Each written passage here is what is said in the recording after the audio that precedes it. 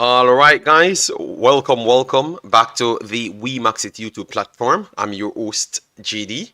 If you're new, please do smash that like button, share, and definitely subscribe. If you're a member of the channel, massive respect to you lot. And how to become a member, please do click the join button. YouTube will help you along the way. So, as you saw by the title, we're going to be discussing the post matches. All right, yes. So we had Jamaica versus United States. We're going to break down that. Look at the both teams in depth. And then we're going to look at Panama versus Mexico and look at both teams in depth. And then we can do a rating system for Jamaica because obviously Jamaica is our team. So we're going to look into that. And then we're going to look as to who will come first, second, and third. To be honest, all right, so that is what this video will be served as. So if you're watching this video and want to comment at any point, please do so in the comment section. I will definitely try my best to respond to it. All right, so please do share the video and let me kind of start it very early. All right, let me move on to get some persons big up in the chat because I saw a few persons in. Drew Ross, Las Blancos, Osh Puppy, Omar Fowlin, and Chris Smith, Detta Way, big up yourself, thanks for being here. A lot of people saying that we got robbed and we have questions to ask right there. But let me move over to the actual matters right here. All right, so these are the two big matches in Concacaf yesterday. Concacaf Nations League semi-finals. And I want to say that I've enjoyed both matches exactly as how we reported how the matches would have turned out. It turned out the exact same way because Jamaica did exactly what I expected. All right, yes, and the game, maybe the goals never came in on the same timing as what we expected, but the game was excited. You know, yes. So let me start with Jamaica, United States. As you saw there, the game finished 3-1 in favor of United States. Greg Lay scored in the first maybe 35-40 seconds of the game, and United States scored in the last 94 plus 30 seconds of the game when we had 95 minutes extra time. All right, so that's the normal 90 plus 5 minutes. So in the first 30 seconds and in the last 30 seconds of the normal regulation time, that's when the goals actually scored. Amazing thing right there. And then after that, Adji Wright had a double, and we have to give Gio Reyna credit. He came in and changed everything. Something that I've built a video on to ask because Filippo, which was great insight from Filippo, he stated that the United States team struggled to break down low block, and Jamaica never just put the low block, they put 3 twin towers plus the Empire State Building and also the Eiffel Tower as well. To stop the Americans. The Americans tried, and at some point they looked even comfortable in the middle of the three right there. All right, so big ups to Jamaica. I'm very much proud of them. I thought that they played to the game plan. They never had the best players, but they showcase that sometimes if you are better, if you're in a better mind state, you might can do great things. And yesterday they made me proud. They made me proud. Just to take the team, the number one team in the region to 90 minutes. I am satisfied with that. I don't know about others. I know a lot of people might be saying the opposite, but what say you guys? Let me know in the comment section as it relates to Jamaica. If you are proud of it, because for me, I am proud. I am proud and I'm very happy based on the performance. So let me know what say you guys, all right? Yes, but I am proud and happy about it, all right? All right, so these are the stats in the end. All right, 78% to 22% in favor of United States, 25 shots to 6 shots in favor of United States, 7 of that on target, which others were on target as well, but it was blocked. So it wouldn't count as an on target. I think they had like 13 on target shots, or 12 or 12, around 12 in the vicinity of it. So maybe one of the shots them that was blocked weren't going on target. All right, so to 3, 11 shots off target to 2, 7 shots blocked to 1. All right, and then the corner kicks 12 to 3, and the big chances, they only counted 2 of the big chances because the ball was kicked. But if you had watched the game, you would have realized that Pulisic had 2 big open chances, but because he never kicked the ball, it doesn't register as an open chance. All right, yes. So good game, good game. On the field of play, on the day, I would say the best player for me for the entire first half, I would have to say I am going to go with Deshaun Bernard. I thought that Deshaun Bernard, he he was on the defensive end, and you got to give it to one of the Jamaicans on the defensive end, because remember, United States they were putting everything on the kitchen sink towards Jamaica, and Deshaun Bernard was one of them that really stood up. All of them stood up and be counted, but Deshaun Bernard was different. This is his best game for Jamaica by a country mile. All right, he played the entire 20 minutes, and these are our video game numbers: 11 clearances, 3 blocks, 4 interceptions, 5 tackles, and 0 dribble pass. All right, duels in this one was 5 out of 9, and Ariel 3 out of 6, and he lost possession only 3 times, committed 3 fouls, and had 46 touches of the ball, completed 84% of his passes, one of the best passing accuracy on the entire team. So this is what we explained about Deshaun Bernard, and telling you how good he is. And I can tell you, if he continues at this feat, he's going to rapidly become maybe the second best defender we have behind Ethan Pinnock, which I already think he is, you know. But because he dropped off from Manchester United and stuff, a lot of people, and he came in when he was injured, are recovering from injury, and a lot of people never really looked into him to say that maybe that extra step that he's making is because he's not up to full fitness. But the guy has improved himself and showcased that he's a true talent. All right, yes. So I was impressed with him for the entire game. All right, yes. So we have Tennessee said true JD. Bless up Chris Smith. Thanks for being here. Sean says you clearly see the disciplinary in the team, and the output of the coach is system. Yes, I can say yesterday we see a lot of things, and I'm very proud. Everyone saying that they are proud of the performance. All right, yes. All right, yes. Sing says touches 7. All right. Okay, so Dixon is the man of the match for you. Sing. I don't know how you get over here. I think today is not the day for you. Yes, JD, big up. Yeah, man. And yes, all those buildings were black back there. Yes, man. Hector, I thought that the stats did Hector disservice. I thought that every crucial play, Hector was involved in those crucial plays. Every single one of them, he was actually included in it. Every one of them, aside from maybe the last ditch tackle from Lati Bodier and the last ditch tackle from Deshaun Bernard. But every other one of them, he was included in it. So I'm very sorry that maybe 2 errors happened in the last part of the game, and it never helped out Big Bad Hector, because I thought that he deserved a bigger rating.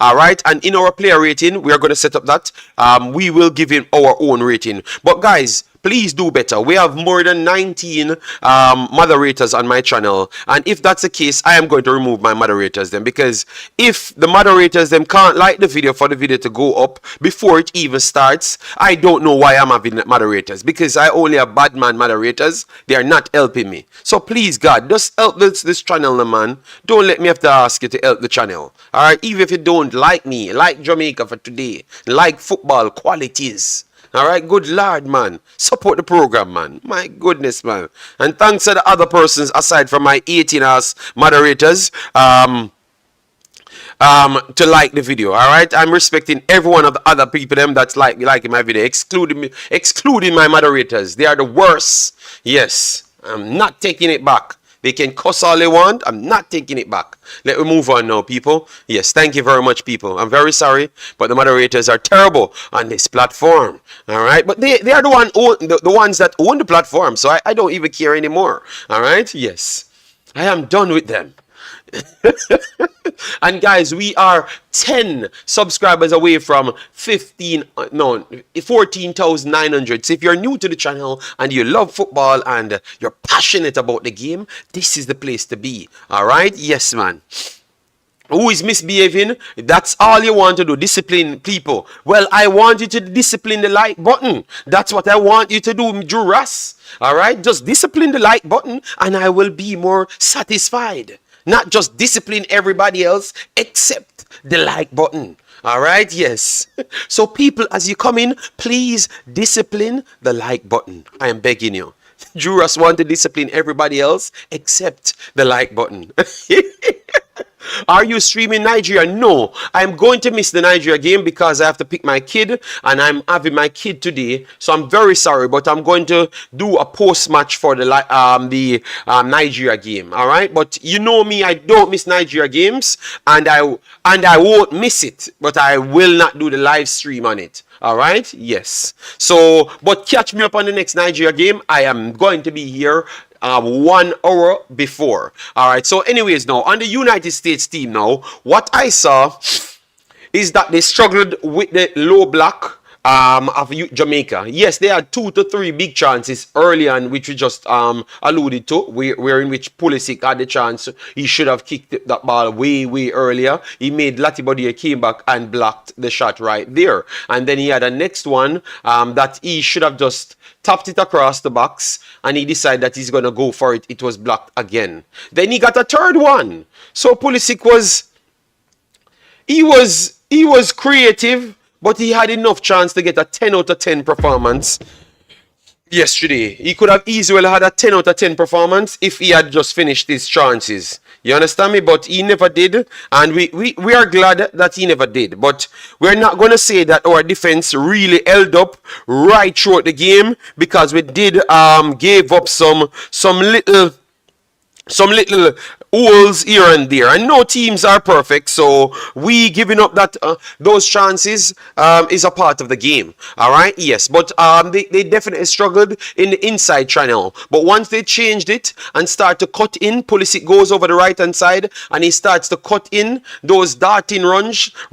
I was always saying that Jamaica doesn't look comfortable, so if United States started their darted runs, they would have had way more success in this game, way before Giovanni Reina or anyone came on. They would have had way more success. You understand me? So maybe that's something that they have learned in this game. And when Giovanni Reina comes in, is ease with controlling and putting himself in good position. It makes it look very easy. The game looked very easy for him, and he was the one that came in and changed the entire game. He made it look extremely easy. So 2 assists in the game. 2 assists in the game. He played 75 minutes because it was extra time. So he came in at half time, and since that, his touches were just in the right positions to every control he had in the game. It shows you why Damian Lowe should not be a defender, a midfielder. He was the one that made the difference, where in which he just took Damian Lowe out. Before, they were taking out Damian Lowe out of the game with long passes. Well, his controls were so close to him, he just passed Damian Lowe in the transition. But also now he's in the middle of the park or over the left-hand side of the park. So he already has the ball under control to link his players them inside. So with the combination with those darting runs to cut inside, and also the ability to create something from the middle of the park, it changed the entire game, because now we have several different places that they're attacking from. So it changed the game since he came on, and he had a 9 because of the 2 assists and also the key passes that he consistently created. So I definitely think that he was the best player overall of the game, and I would have given him the man of the match, hands down, because they could have scored way more when he came on. He did open up that lock. All right. Corey Burke, please retire. Big up Martin, massive respect, thanks for being here. JD, a lot of people blaming the ref, but I blame Cephas, one that, but tell you what, Cephas did himself proud. You know why I would say Cephas did himself proud, people? Look at life. You're in a team that has 18% ball possession for 90 minutes. For 90 minutes, 18% ball possession. And remember, you have to be working to move into possession. So now the ball is not moving for you because the fastest object on the field is actually the ball. So them moving the ball and you moving, you know, fast. In 20 minutes, Damian Lowe look like he's tired on the field. In 20 minutes, he's drying in midfield. 20 minutes. Based on how we couldn't touch the ball, people. So it was a dominant display from United States by on-the-ball activities. And it really jaded our legs of the players. The coach said the same thing after the goal scored. We never had any legs before the goal scored. And after the goal scored, we couldn't get up to that level. And it's 100% truth. 100%. We were dead-ass tired, people. Dead-ass tired from 25 minutes in a game. 25 minutes. You understand me? From 25 minutes. So that tells you how tough of a game it was. Tough of a game. And once they had scored, we never had any ways back in the game, people. I'm very sorry. And even by the coach's statement, you can tell her that once they had scored and it's closer to the 80 mark, he doesn't believe that we would have come back in the game. You know, we have to be honest to ourselves. I'm not blaming no one today. No Burke. Yeah, man, I'm not blaming nobody at all. I'm just going with it. Dosrell said, JD, the equalizer puts on 20 pounds on the Jamaicans' legs. Yeah, because they were, you're saying that they were riding off the adrenaline because they were tired before and they had said it themselves, you know? They had said it themselves. So they were tired themselves, but the adrenaline just dropped out. Like, oh God, we have to go 30 more minutes again. And now we must score if they score. You understand me? So it just looked like it's something that it's just tough. All right, yes. So big up Colin Quest for the 10 US and big up Andrew 55 for the super chat right there. I'm not going to agree with what you're saying, but I will agree with you donating to the channel. So big up yourself. All right, yes. Agree, JD. The coach even said it. Yes, man. That's why people need to put some respect on my name. My name is Coach JD now. Because I'm saying things before the coach come on and say it, and they said I'm bad-minded. When I'm saying, brother, I know that Damian Lowe trying in midfield, but Damian Lowe not really closing the lanes. Anytime he makes a tackle is when they are already beside him. So he's not really closing the lanes. But a lot of guys just like the hustle and bustle and the excitement as being a Jamaican. You understand me? But to be honest, he never had the best game. You know, he did what he had to do by stopping a few plays, but he made those plays in the first place by not being in the right position. And that's what I was telling you guys, that it's not going to be easy. You can't just put someone because he has heart and he has strength and stuff, you know? Yes, so I like his effort, but I would take him in this. I would take him in defense. I would take him in defense, people. All right? I would take him in defense. I don't think defensive midfielder. Coach, please, just find a midfielder and stop with this experiment. It's not working. I think it makes poorer teams get closer to us and better teams dominate us in midfield and dominate us overall. All right, that line, it makes closer teams closer to us and it makes better teams dominate us overall. All right, and make the centre backs have to make last these challenges for the entire 90 minutes. So just put him there and truly get a midfielder. So our work should be getting a midfielder. In the next window, getting a midfielder. That should be our work overall. Getting a midfielder, nothing else.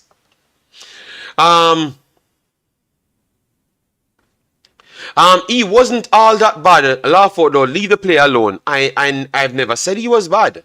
I said the position was not for him. So if you listened well, I said anytime he did something good was when the ball closer to him and he could have effectively affected the game. 3 times he gets the ball, he won the ball, and because he's doing so much, he's exerting so much energy. Tell me what Damian Lowe did after that. Since you're watching him and I am watching him like an hawk. The first thing he did, he kicked the ball away straight back to the United States. And I'm not talking about kick it away to the back line. Kick it to the closest person to actually start attacking him. Tell me if you never saw that. And it's not because he wanted to do it. It's because the man legs are gone from 20 minutes in the game. In the game. So let we talk football and stop talk fantasy. I am watching the game, watching all of the players them and their touches. It happened in the game, people. But I'm not saying the guy should go on the bench. I'm just saying the guy should go around the fence. I don't think that is the place for him. That's all. All right? That's all. Okay, JD, let's not stay. Oh, I'm staying on the topic. I'm discussing players and what they have done. All right, and what we want, because remember, our end result is to win games and do better. So when we can take things from places, we take it. All right, so come on. He has no outlet, JD.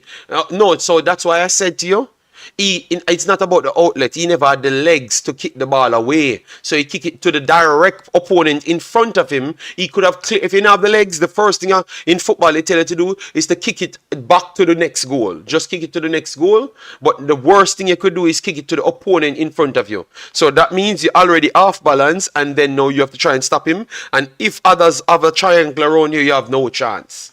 Yes, so I'm not bashing anybody. I'm just telling you that maybe that's one thing I've seen that I would improve on. All right? Yes, but good heart and spirit from Damian Lowe, I have no problem. All right, so Gio Reyna, 95 touches in the game. He completed 69 of 77 passes, which is 90%. And this man have not played football for the longest time. 4 key pass. He tried 5 crosses, completed 1 of the 5. Aerial balls completed 7 of the 8. Big chances created 1. Shot on target 1. A shot off target 2. And dribbles tried 3. Completed 1 out of that 1. 5 of his 8 ground duels. He lost both aerial duels right there, and possession lost 15 and 1 foul committed and 1 was fouled, and 1 clearance, 3 tackles in the game. So I think Giovanni Reina was the man of the match, hands down. All right.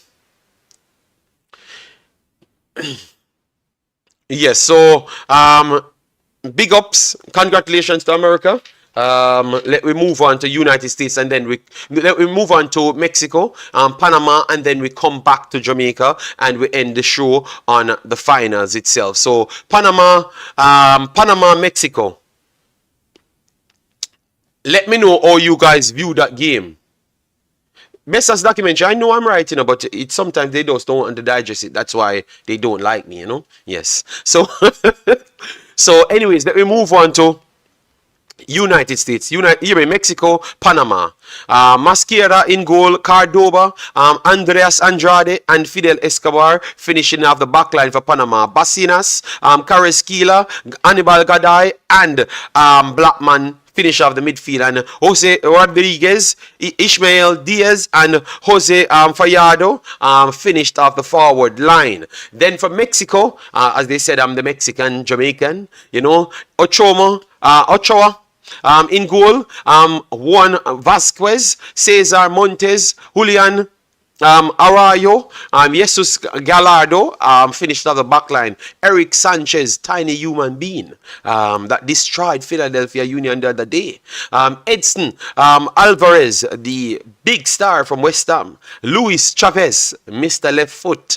And then you have Julian up front with Henry Martin, 1,000 years old, and Uriel Antuna, the skill merchant. All right, that was the team yesterday. As you could see, Ochoa was the man of the match based on his performance. So imagine you won a game 3-0 and Ochoa was the man of the match. And it was deserved man of the match. All right?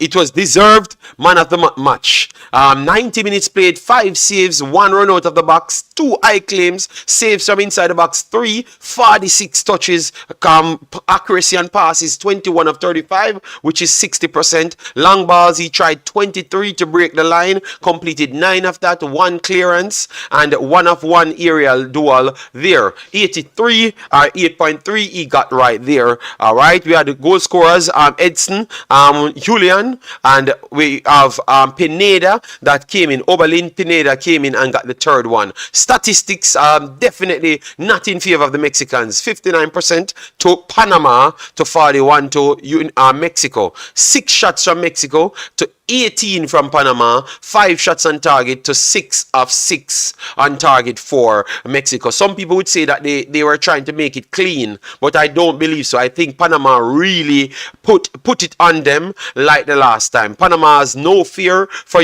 Mexico. I don't know, but I don't think they have much fear for anybody. They beat me. United States, they beat they struggle with Mexico on the scoreline, but they always seems to be as good as Mexico in all of the games. And I thought that this game showed me that Panama is a real problem and we should stop disrespecting Panama. They are a real problem, people. All right. Yes, so Mexico advanced. Mexico looked better than United States because Mexico was playing a better team than Jamaica, which is Panama. Yes, I do believe this Panama team is better than the team that Jamaica has now. We have to be honest to ourselves. This Panama team ain't no joke. They play by their system. We can still play them and beat them, people. We can still play them and beat them. Just play a physical game and try to get some ball around the box. But their system is problem. I can tell you Panama having 40, close to 35 shots against us. That's just their system. They play anybody and get 20 shots off. Anybody and get 20 shots off and 20 good shots. All right. Yes. So their system is pretty much their strength. They don't have the big names like we, Canada, Mexico, United States. They don't have that. But the one thing even though they still have that, because Andres Andrade is one of the best defenders. Carrasquilla is one of the best midfielders. He got the player of the tournament for the Gold Cup, I think. All right. So it shows you that he's a talent, He's a talent, yeah. So, but they don't have the level of the consistent level of talents that we and the other big teams do have. But they have the consistency in their system. That's one thing we do know right there. All right. Panama is quality, however naive this defensively, Cranky says. Them rob Jamaica still, but all right, yes. So let me move. So Mexico advance, and then now we have to take on Panama. So let me pull up our sheet right here and set up our players. Then we started in a 4-4-2 system. All right, let me drop it right here because you had it like this. So I'm gonna put in the players. Them we had Andre Blake in goal. Then in midfield, we have Damian Lowe, all right? And we have Joel with Damian Lowe in midfield, all right? At the back, we have Bernard. We have Hector. Then we had Lembekisa.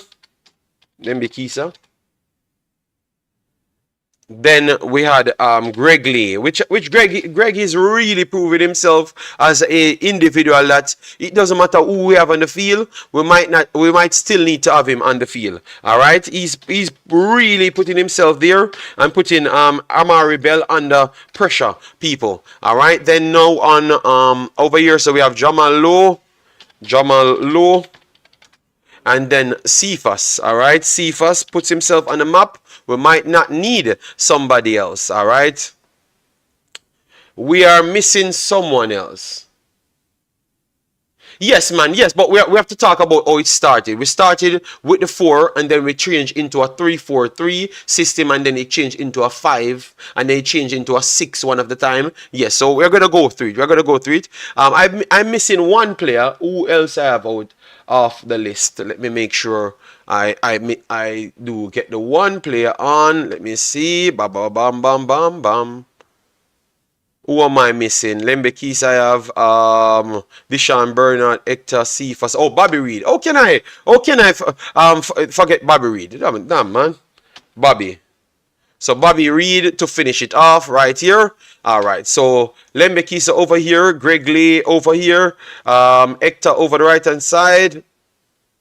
All right, well, any one of them over the right hand side because we're going to change it. Then we have Joel, Damian Lowe, We have KC Palmer. This Cephas over the left hand side more. Jamal Low over the right hand side. So this is how we started. This is how we started. Alright? This is how we started. Let me make sure to improve the labels that you guys can see it. And then we can change the pattern here and change the color. So it's much more visible to the eyes. Alright? I think that should be a little bit more visible. Alright. Alright, so let me use that one.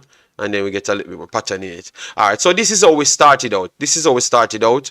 And then we adapted more for 3 in mid, 3 deeper, because Damian Low was a little bit deeper from time to time. Yes, I think they're all a little bit deeper, to be honest. So let me put Cephas a little bit higher right here. A little bit lower. So this is how we started the game. This is how we started the game. Alright? Was Palmer? No, it was offside. It was offside. You're not going to come here to beat Palmer. It was offside. It was offside, people. All right. Yes. So this is how we set up right in the system, and then we changed it a little. We had Joel. Joel dropped off. Around when we get the goal, because we got the goal in the first minute. Then in the first 10 minutes, we start to get under pressure, and then it changed to something more like this. Hector goes in the middle. Joel goes on the left hand side right here, and Palmer comes in, and Cephas stays out on the left hand side. Bobby Reed comes in a little bit. All right, and Jamal Low goes out wide right. So this is how the system looks at one point. Let me know if you guys saw the same.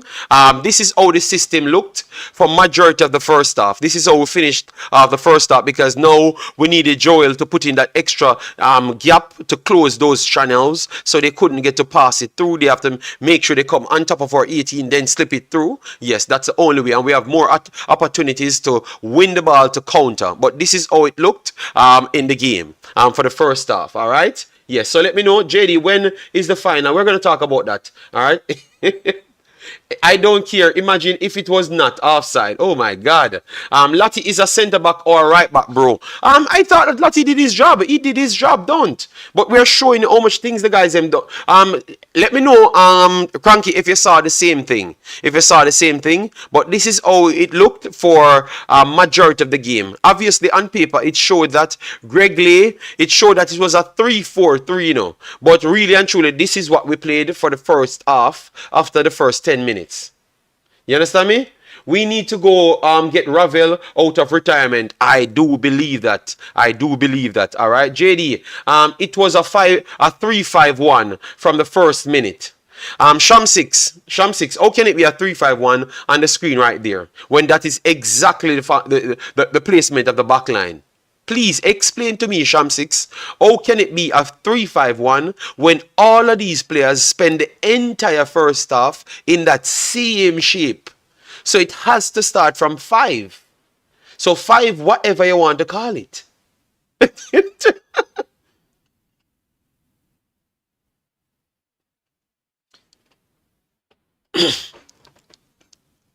Because remember, you know, guys, remember Cephas. Cephas was already roaming. Every time he picks the ball up, it was from a deeper position to run. So Cephas was making up the numbers in midfield. So the best thing you could call this is a 5-4-1. It was a 5-4-1 system that they changed to. Sham 6. So if you say you saw something different, boy, Sham 6, God help you in that one. But this is this system that we finish it out with. And I can tell you in the second half, we even went a little bit more bonkers. Because we dropped deeper. Damian Low started to sit more. And Bobby Reed started to go deeper. So you could even, it still remains the same one.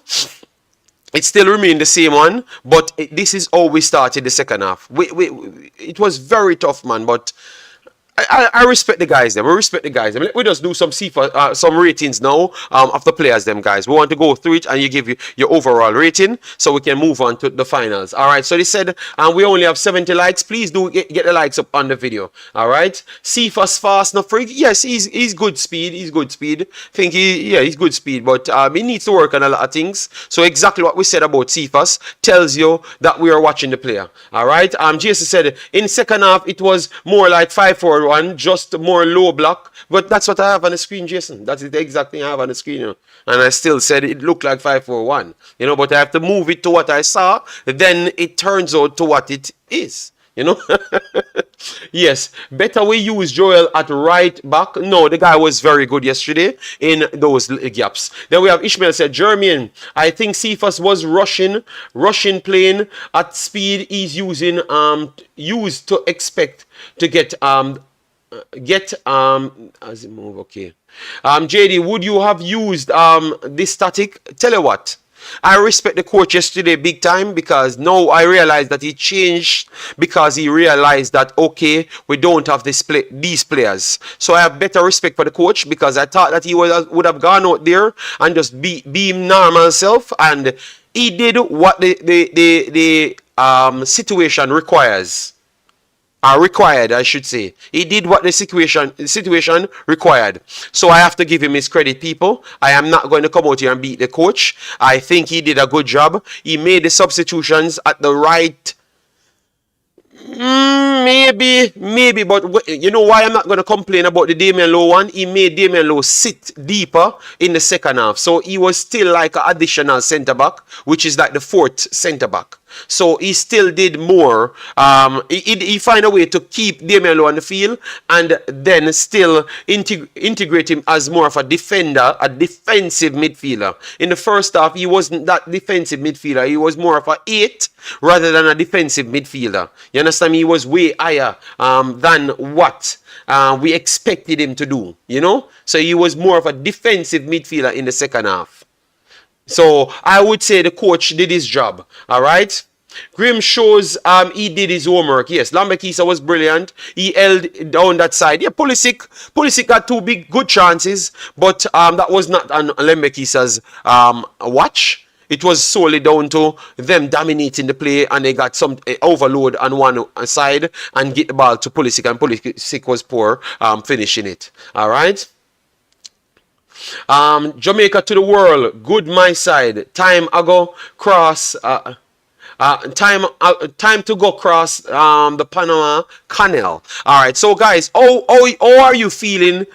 You think that we are the favorites going into the Panama game? Because Panama got destroyed by Mexico, you know. So how are we looking? You think that we are the favorites going into the Panama game? I want to really see what you guys think. How are you guys looking at it? Let me know. 5 more subscribers, guys, and we passed 14,900 and aim to 15,000. So please give us that support here. All right. So what are you guys saying before we get into the prediction? No, I don't think we are the favorites.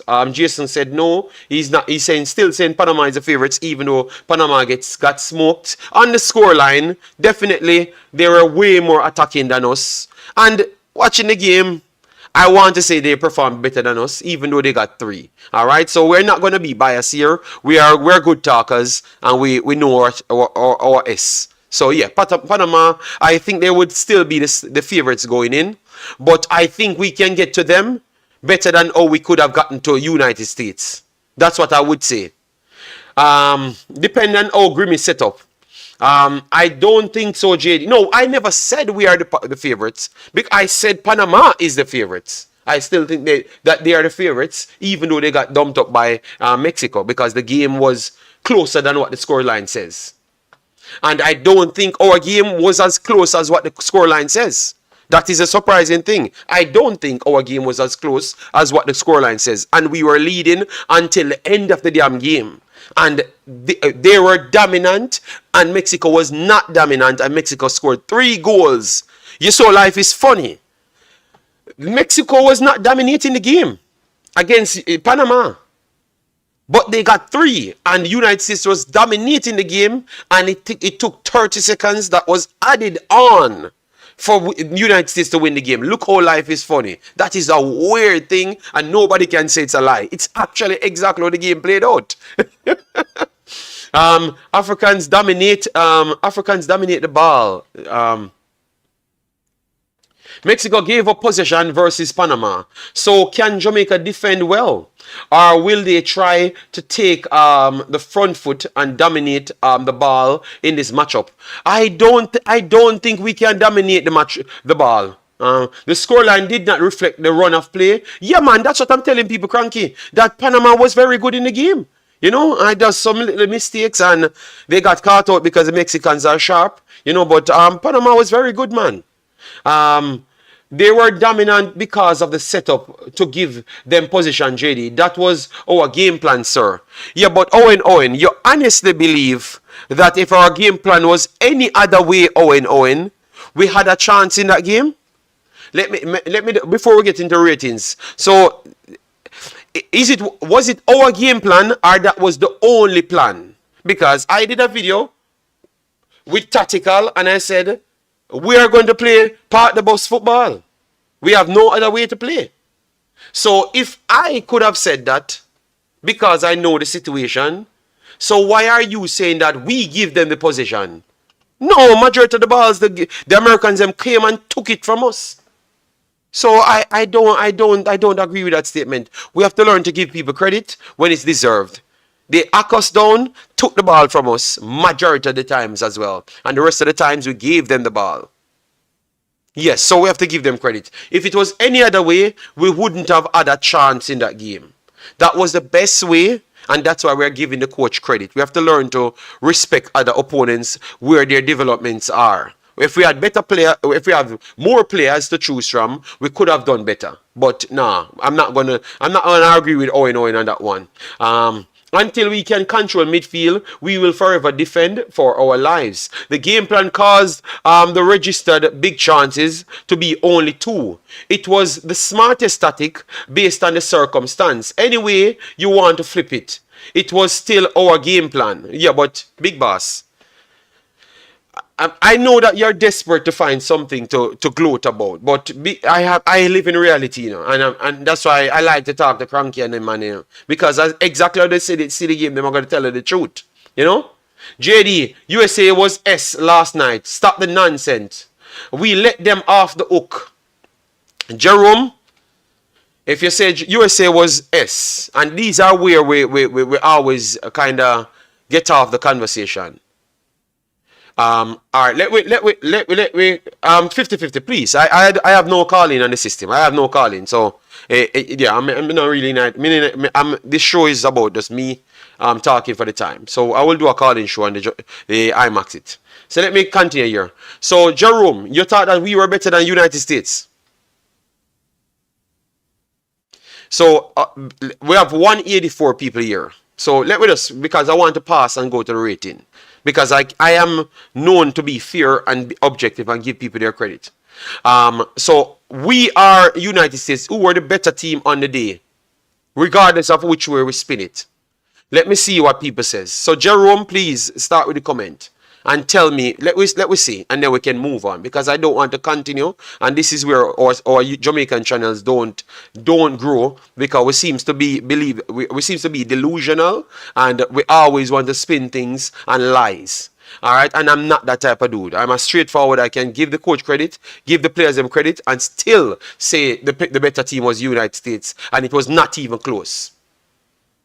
Dwayne says JA was the better team. I am saying it's United States, and it's not even close. It was not even close. Because even when we doing the best jobs, we were still down to Pulisic missing their chances in the first half for we not to be 2-1 or 3-1 down. Even though we are saying all of these foolishness, it still come down to them missing their chances in the first half. All right, for we to go in leading. So I don't know if they created the chances, that doesn't count for something. We are talking about Cephas' chance. Didn't we create that chance? But we are talking about it. So why we are going to omit the chances that they are created? Oh, we look at things like that, man. Come on, man. Man, that's your opinion. Well, I think I think JD, I think we underestimate Dixon. Okay, we would have wanted Dixon on the field earlier. JD, when I saw Blake kick out the ball in the final second, my surprise. Should have kept possession. Very smart there. And remember, you know, guys, even if we said United States was better, that doesn't mean I am saying that Jamaica should have not won the game. Because the least favorite teams win games. But all I'm saying is United States were still a better team. They played in all of the channels them and did their thing and created the chances. They have missed their chances before they scored. We scored on ourselves. And then after, Adji Wright scored the next 2 goals. But that is just what happened on the field, people. I am not going to come here and lie to you. All right? I'm very sorry. Let me move on.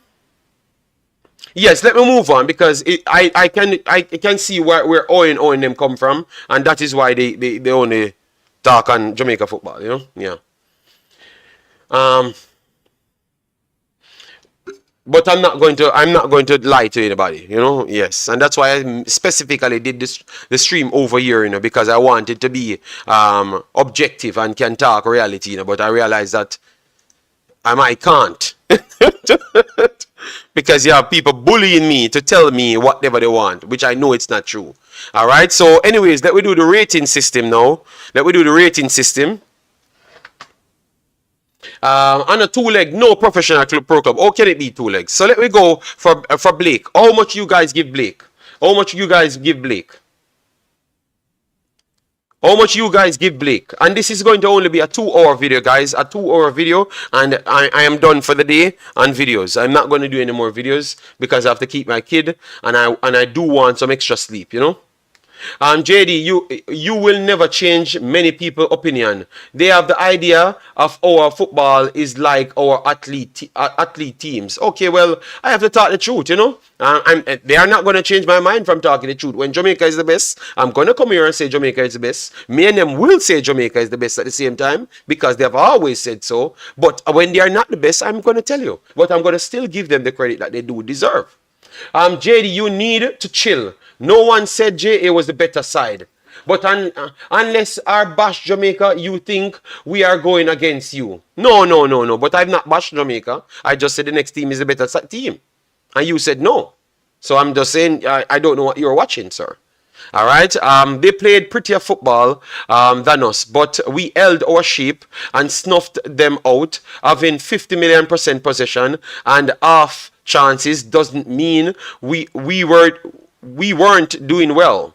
I never said that meant that we weren't doing well. But if they are creating their chances, that meant that they are doing well as well. Obviously, if they have not finished their chances, that individual in their system ain't doing well. But that still should not take away from them creating the chances. Because we just talked about, the coach talked about Cephas should have finished his chance. So that means we can't omit the other team's chance. We have to evaluate that in it as well. All right. So whether they do miss it, we were counting Cephas' chance. So we have to count their chance. People even went as far to count Palmer's offside chance.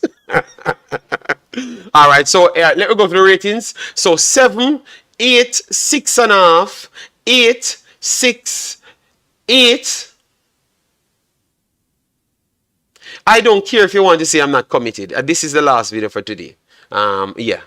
I can't bother because when matches play, I seems they don't need to, and I'm gonna done with post matches. I have no more post matches in me, especially when Jamaica plays. I think it's not worth it because I don't think it deserves to do post matches. I'm not gonna do any more post matches ever on Jamaica contents ever. You know, yes, I think I don't need to.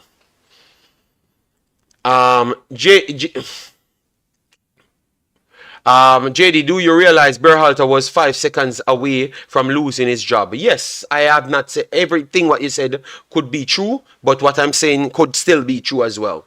Yes, 7.5, 7.5, 8. JD, they weren't doing well because they had to come up with something new because what them doing wasn't working.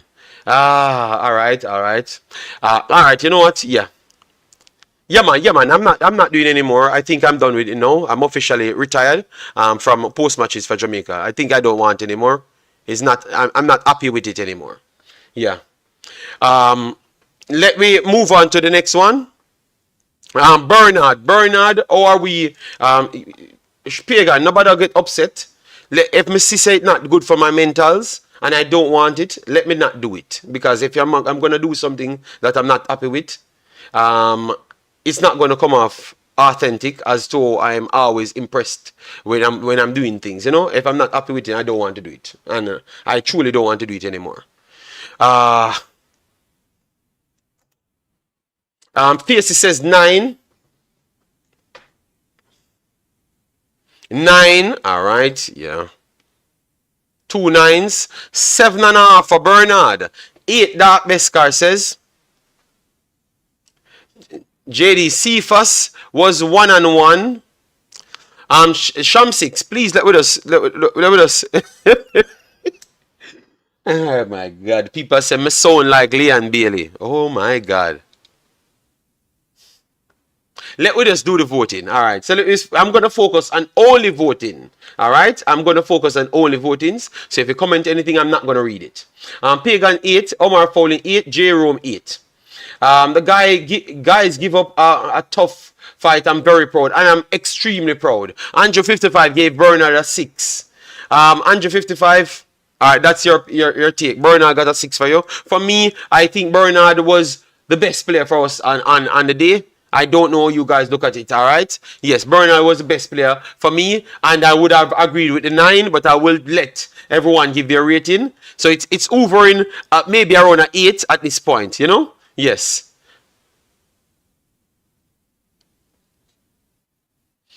People, we are going to avoid Leon Bailey's statements here. We have nothing to do with Leon. It's the other players them that played we are going to be talking about.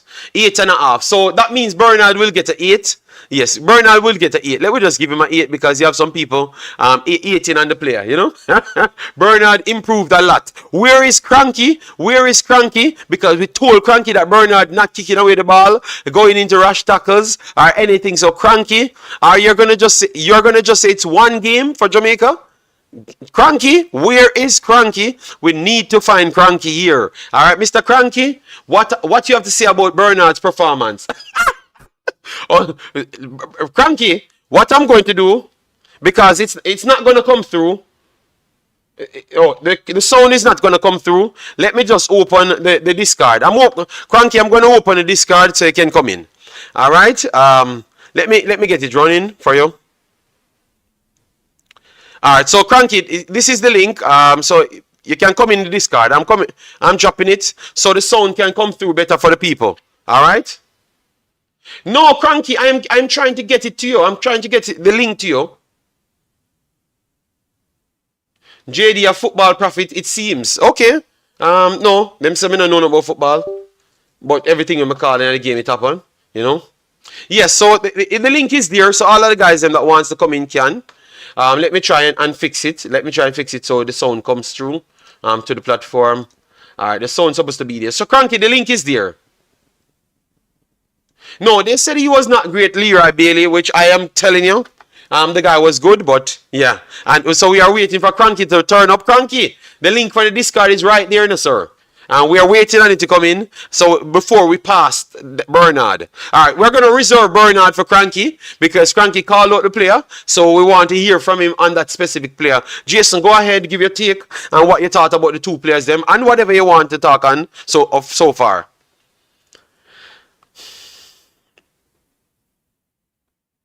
All right. You guys not hearing me? Let me know. Yeah, we are here. Okay, so yeah, Cranky's here. We wanted Jason to go, but Cranky, let me start with Cranky here. Go ahead. What you made of the game? You are in the stadium live. What you made of the game? Because me, all right, you know, me happy, you know. Go ahead. No, look, I thought, given the personnel we had on the field, I thought we did a commendable job. We had quite a bit of Jamaican fans. Here's what we knew I could do a good job, JD. When you have maybe 1/40th of the fan in the stadium, and you're the only one making noise, and the team with all the fans are silent as a lamb, and only made noise So they had their drummers down in the left-hand corner, making noise at the inception of the game, and they went silent after that. And when the opposition is at home with most of the fans, because we probably had over 100 Jamaican fans in the stadium, spread out, but some in section C11 to C13. When we're the only ones making noise, and we're beating our chest as if it's our house, and you're silent, it gives you a view on the game. So even though they dominated possession, and we will talk about what we need actually as a team, and though most people know what we need, I thought we could have won the game in regular time, even though they missed a few chances. It's CFAS had more composure, frankly. So offensively, we didn't do much, right? We played low block, and even though we tried to press, the press wasn't as well organized as it needs to be. So the coach needed more time to implement his press because the press was always a little bit late. And people should move forward when you're pressing them. They should go backward to move forward, and that wasn't happening. Right? People like Lembekis, who played really, really well, they were always late getting to that person with the ball in the right position to nick the ball or force the opposition to go backwards. And you know what's funny, JD? One of the Jamaican person in the stands who watched some show I do, he came to me just before the corner and he was like, "Hey, Cranky, I told you we're going to win." And I said to myself, I never get excited until the referee blows his whistle. Never. And I wasn't comfortable, JD, throughout the entire game. Even when I took the corner, I was like, you know what? Can we just have the corner go out of bounds or something? Because I know how it is for the US, how lucky they are. They're good, but how lucky they are. And I know how unlucky we are when we play the US. And so say so done because we scored an old goal. But watching in the game in the stadium is a little bit different from watching it at home. And by the way, AT&T Stadium is a great stadium because even though, you have the field in front of you, they have this huge screen that in any part of the stadium you are, it's like in your face. Mm-hmm. I don't know what the size of it is. It's ridiculous, the size.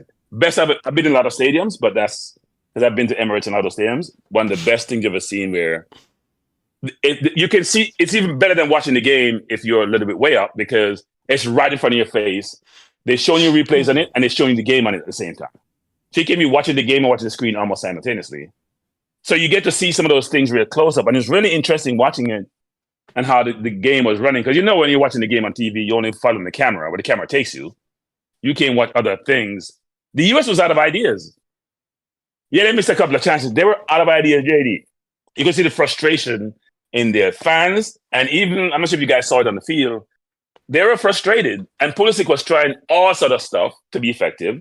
It took off Balogun early, which tells you a lot. He has not been productive for the US anyway, and he was supposed to be the savior, playing up front. But I also thought we made some mistakes, right? So when you're playing a game, when you're going to overtime, or go to penalties, you always keep in the back of your mind, I can't play all my cards. If I do it in the regular game and it doesn't materialize that I win, what do I do afterwards? We end up with a ton of defenders on the field. We wouldn't have had a lot of penalty takers. We know if we're going to overtime with no offensive players, you'll be challenged. And that's exactly what happened. I don't think Bobby Reed should have come off, by the way. I thought Bobby Reed had a phenomenal game defensively and tried offensively. But I thought we did as best as we could, given the players that we had on the field. I did think in the midfield we were challenged. And by the way, I know Lowe was going to play midfield. I went to their training.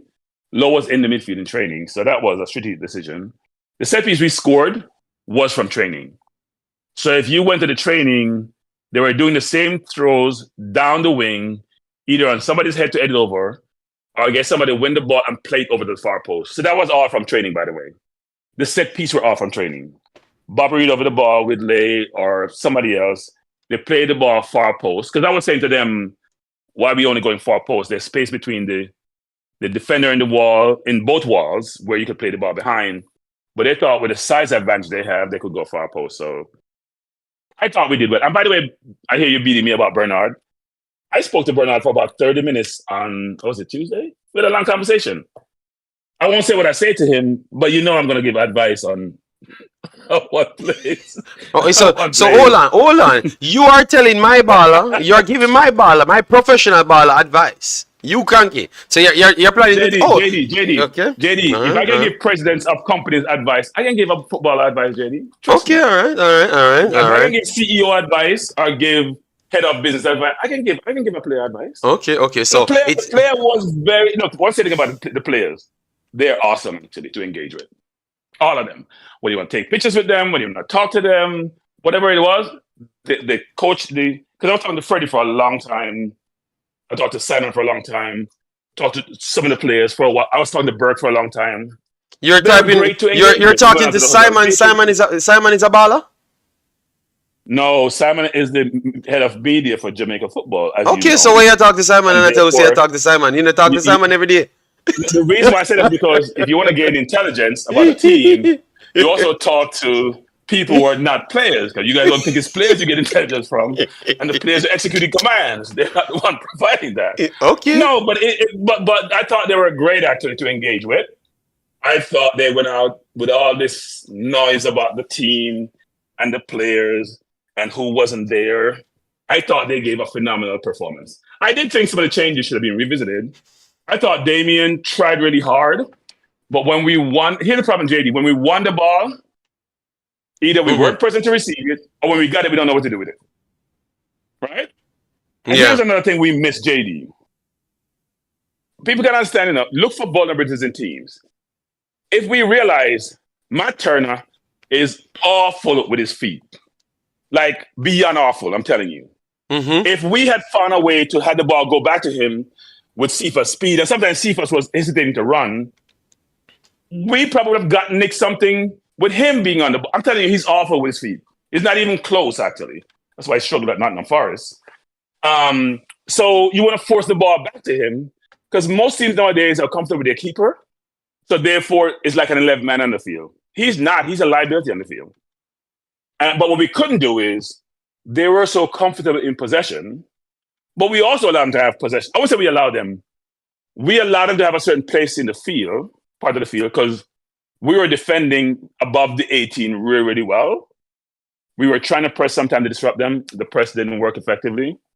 And we have to find a way to get, you hear me mention Rabbit a lot of times, Mm-hmm. because none of the midfielders who play for Jamaica over a while now, when you see them on the ball, they have space and time. Rabbit's the only player have space and time.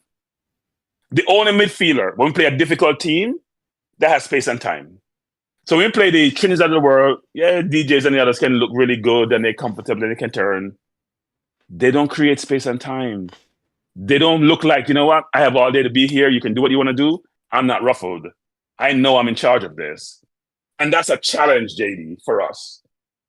So unless we can get players with that ilk to do so, we're going to struggle against the Panama, Mexico, US, Costa Rica. And by the way, just to divert a little bit, I didn't watch the whole Panama Mexico game. I left the stadium after a while. But I must say, Panama is impressive. Defensive there, Naheed, because the first goal that scored, they missed a chance just not long before that, and a similar play. In the middle of the park, there's challenge, but they're playing three at the back too. So at some point, Mexico plays, you're going to be vulnerable. But they are comfortable on the ball. That's the thing. Every one of their players, by the way, the defenders, the midfielders, the forward, I'll be interested to see what we do on Sunday, right? I'm going to the game Sunday, but they're comfortable in the ball, and we have to get that way. The ball needs to be something like, when you have a thing you're so comfortable with, it's what you take to bed with you. We don't play that way. We play like, you know what? We are rushed to do something with the ball. They're very comfortable. So, yeah, it was tough to lose that way, but I was less upset about losing and so proud of being there and see the effort that was put out. I know the guys must have been devastated because they put their heart on the field. They left it on the field. But I was so proud of the team and how they performed. And I must say, when I looked around the stadium, I see the U.S. supporters, they all come to us saying, you guys are unlucky. Such a hard effort. You could have won this game. I'm thinking, no, we should have won the game.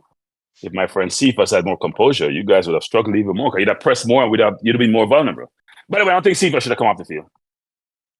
I don't think Cephas or Bobby Richard come up the field. So you said that the coach got it wrong right there because we're just introducing you, but because you're so that's why I know that you like that match because you're introducing yourself and you just have to give out everything that you believe that you saw, and most of those things that was the same thing I was actually saying live, Cranky, and the people bash me. So I'm loving that you.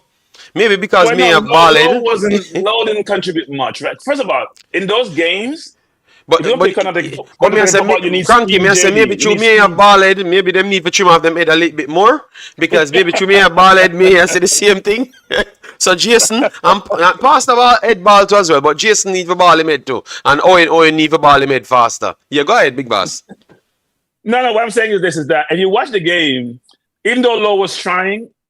You need the speed because middle US Park is not that great, right? Robinson didn't have a great game. Robinson has been awesome for Fulham. I didn't think he played that great in that game. He wasn't going up and down the wing, getting by Lambekiza, get the ball in the box. That wasn't happening. And maybe it's how they were playing because they were playing slower. But I didn't think what the Cephas provided, the chance that Cephas get, there were two of them. That was Cephas. One where he beat the man on the left side of the field, got inside. Should have given it to Lowe, by the way. He tried to go down the wing and overran it. Yeah, overran the outside, yes. He was throwing goal and he's looking back. He's throwing goal, looking back. So if you have time to look back, JD, I still have time. And he end up passing the ball to Matt Ryan. Matt Ryan can't turn. If he fake left and go right, Matt Ryan will lie down. Yes, I know. We were crying, man. We were crying, man, the stream, man. To go back. We need to clip that part, man. Believe me. But I'm not going to beat him because most of those, that one was supplied to him. But the rest of the game, Cranky, everything that he did, he was chasing down balls and doing everything on his own. So that's why I'm not going to beat the kid. And I think he put himself out there to say that me I pick him over Leon Bailey on that right-hand side or left-hand side as well. Why are we talking about a player who's not here? It's dead here now. From utter that name, yes, Cranky, from utter that name, I'm done. So you don't even have a response to it. Cephas put himself in a team. Like him can be called up and people can look at him. That's all I'm saying, people. I'm sorry that I've said that because I was so desperate for the win because I never wanted him to come back. Or the Pillar Gang. I'm tired of them. Alright? Yes, I'm tired of them. I'm going to speak my mind. I'm tired of the Pillar Gang. So I want you to win so bad. So I can sell a narrative for the 20 years for them to come back. None of them. Alright, yes, sorry, Cranky. I thought, look, here's JD. I thought the defense was phenomenal, actually. Even though they had a couple of chances that US could have had one tapping they missed and a couple more.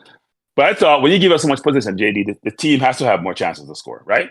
Blake had to make, I think, one or two very good saves. Obviously, we gave up the goals, but they were later on. So if you think about it, 90 minutes, he didn't have to make a ton of saves, No, it's not like when we played against Canada. In Canada, when he had to make these phenomenal saves, that wasn't the case against the US. That is true, Cranky, but some of them was not because David was sharper and had the power to pass. Pulisic, he was not sharp. Enough like the firing sharp like what we're seeing in AC Milan. Don't know if it's jet lag or whatever, but he got chances to take the shot off. That one that Latibodia came back and stopped Cranky. It was an empty goal. Yeah. It was an empty goal. Him just need to get the damn ball. But you gotta give credit to the defense, though. Yes, that is true. It's not like the Cephas chance, which is no. Cephas was alone, not just an empty goal. He was alone with the keeper. So nobody not defending that here. So him now no excuse, but obviously the man see the big light, Cranky, and I when I'm first game international, and him, I feel sorry for him, Cranky. So me no want to beat him. No, even though he missed chances, I thought he was your only offensive threat. Seriously, you think about the game. He was still the only offensive threat, and he was getting scraps up there. Right? So when you're an offensive player, you want to touch the ball frequently to get in your rhythm. And if you're not getting the ball, when you get it, it's like a precious metal you're getting. It's very difficult. And I thought even when Burke came on, he probably got more ball up to him into his body. And I don't think Burke is fit, I will admit. I don't think I know he's not fit, frankly. He came up injured.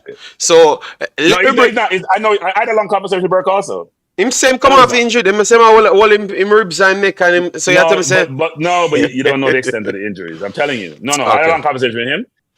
It's good to see players. It's good and bad. where they're sacrificing their bodies for a cause, right?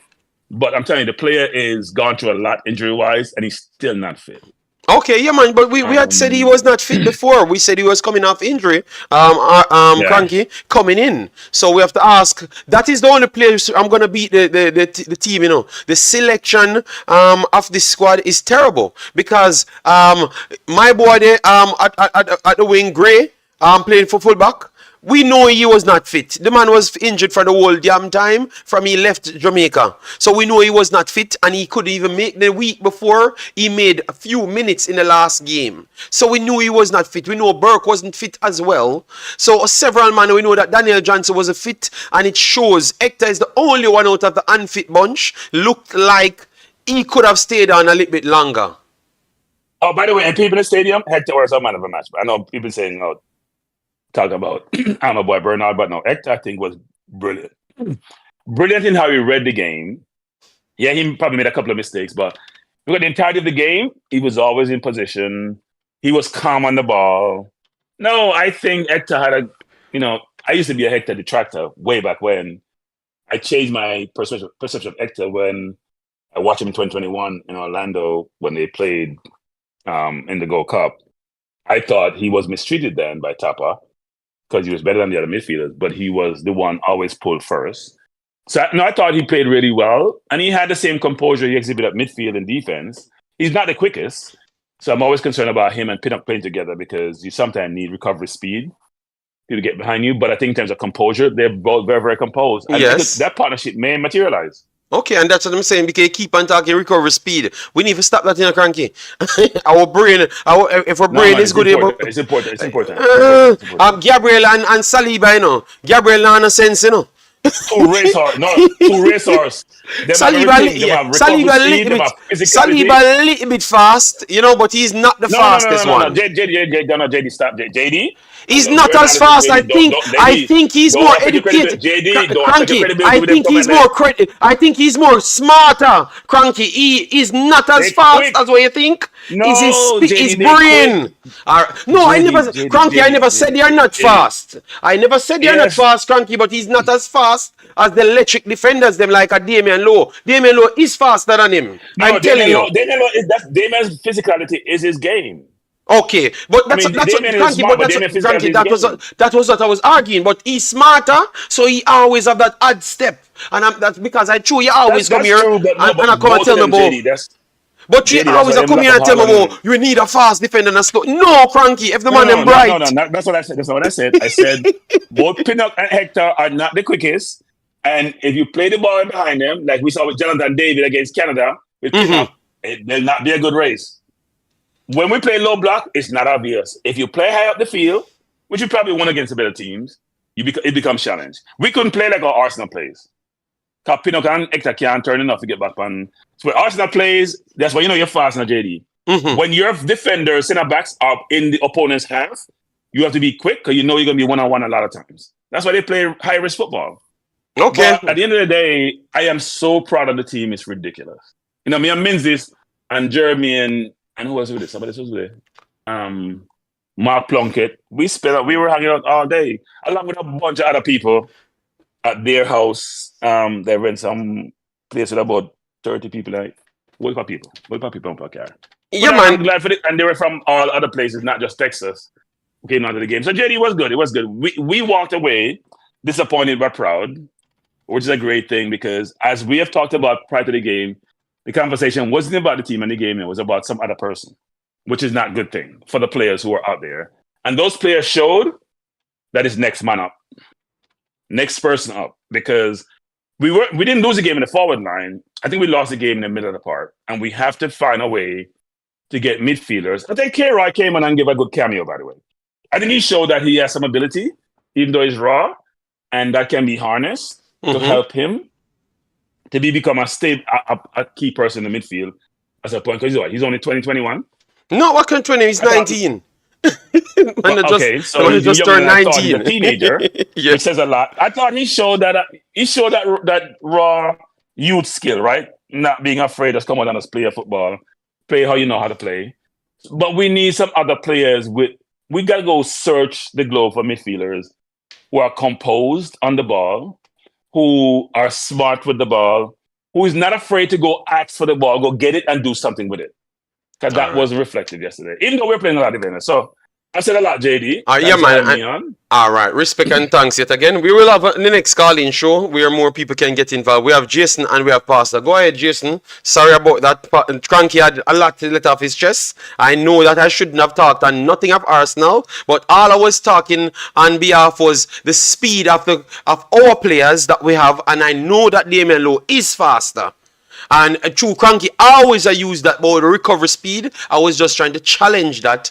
But Cranky just turn it into something, make people accost me about Saliba Rapid. I was not talking about that. Just make me finish talk and you guys would have heard what I was trying to say. But Cranky want to win the debate before the debate start. Because I'm going to smoke him next 2 months when he becomes a big star in the media. And Cranky, I did share a video in the Discord. I don't know if you know.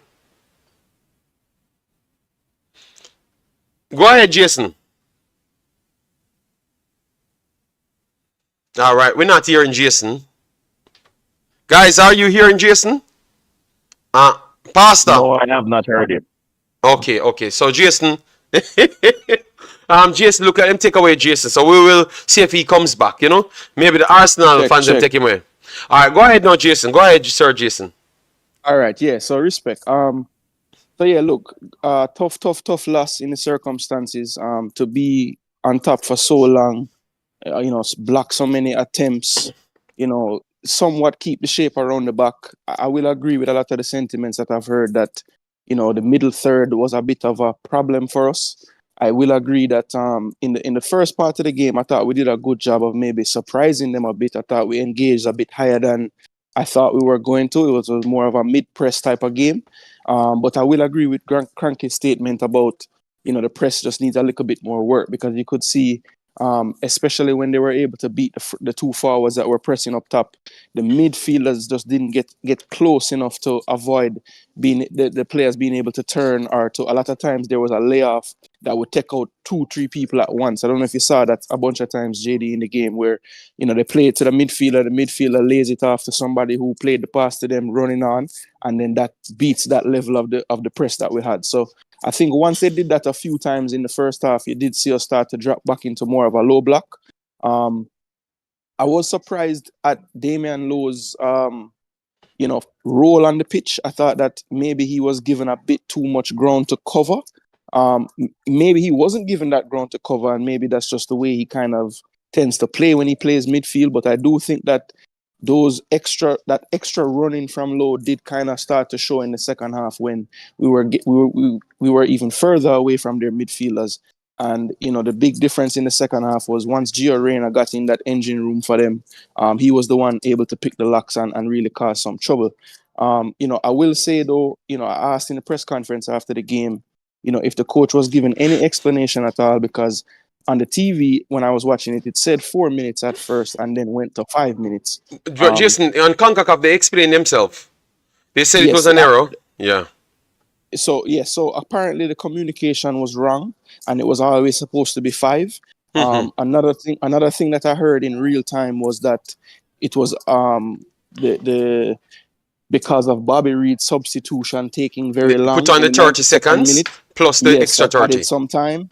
Right. So when the ball went out for the corner, the clock was striking just past 95. So typically in games like that, the referee will let the players take the set piece. The timing was just so harsh, man, in terms of, if he blows the whistle, or if, like people said, Blake could have just tried to keep possession there late. I understand though you want to kick it as far away from your goal, but maybe if we could keep possession for another 15-30 seconds there, they'd never get the chance to get that corner. But look, hindsight is 2020, so I'm not going to really cuss too much on that. But what I will say, the substitutions, I think what it really showed, JD, is we have to be more vigilant when we're picking these squads, because the engine room definitely needed some changing around, and there really weren't any bodies to change in the engine room.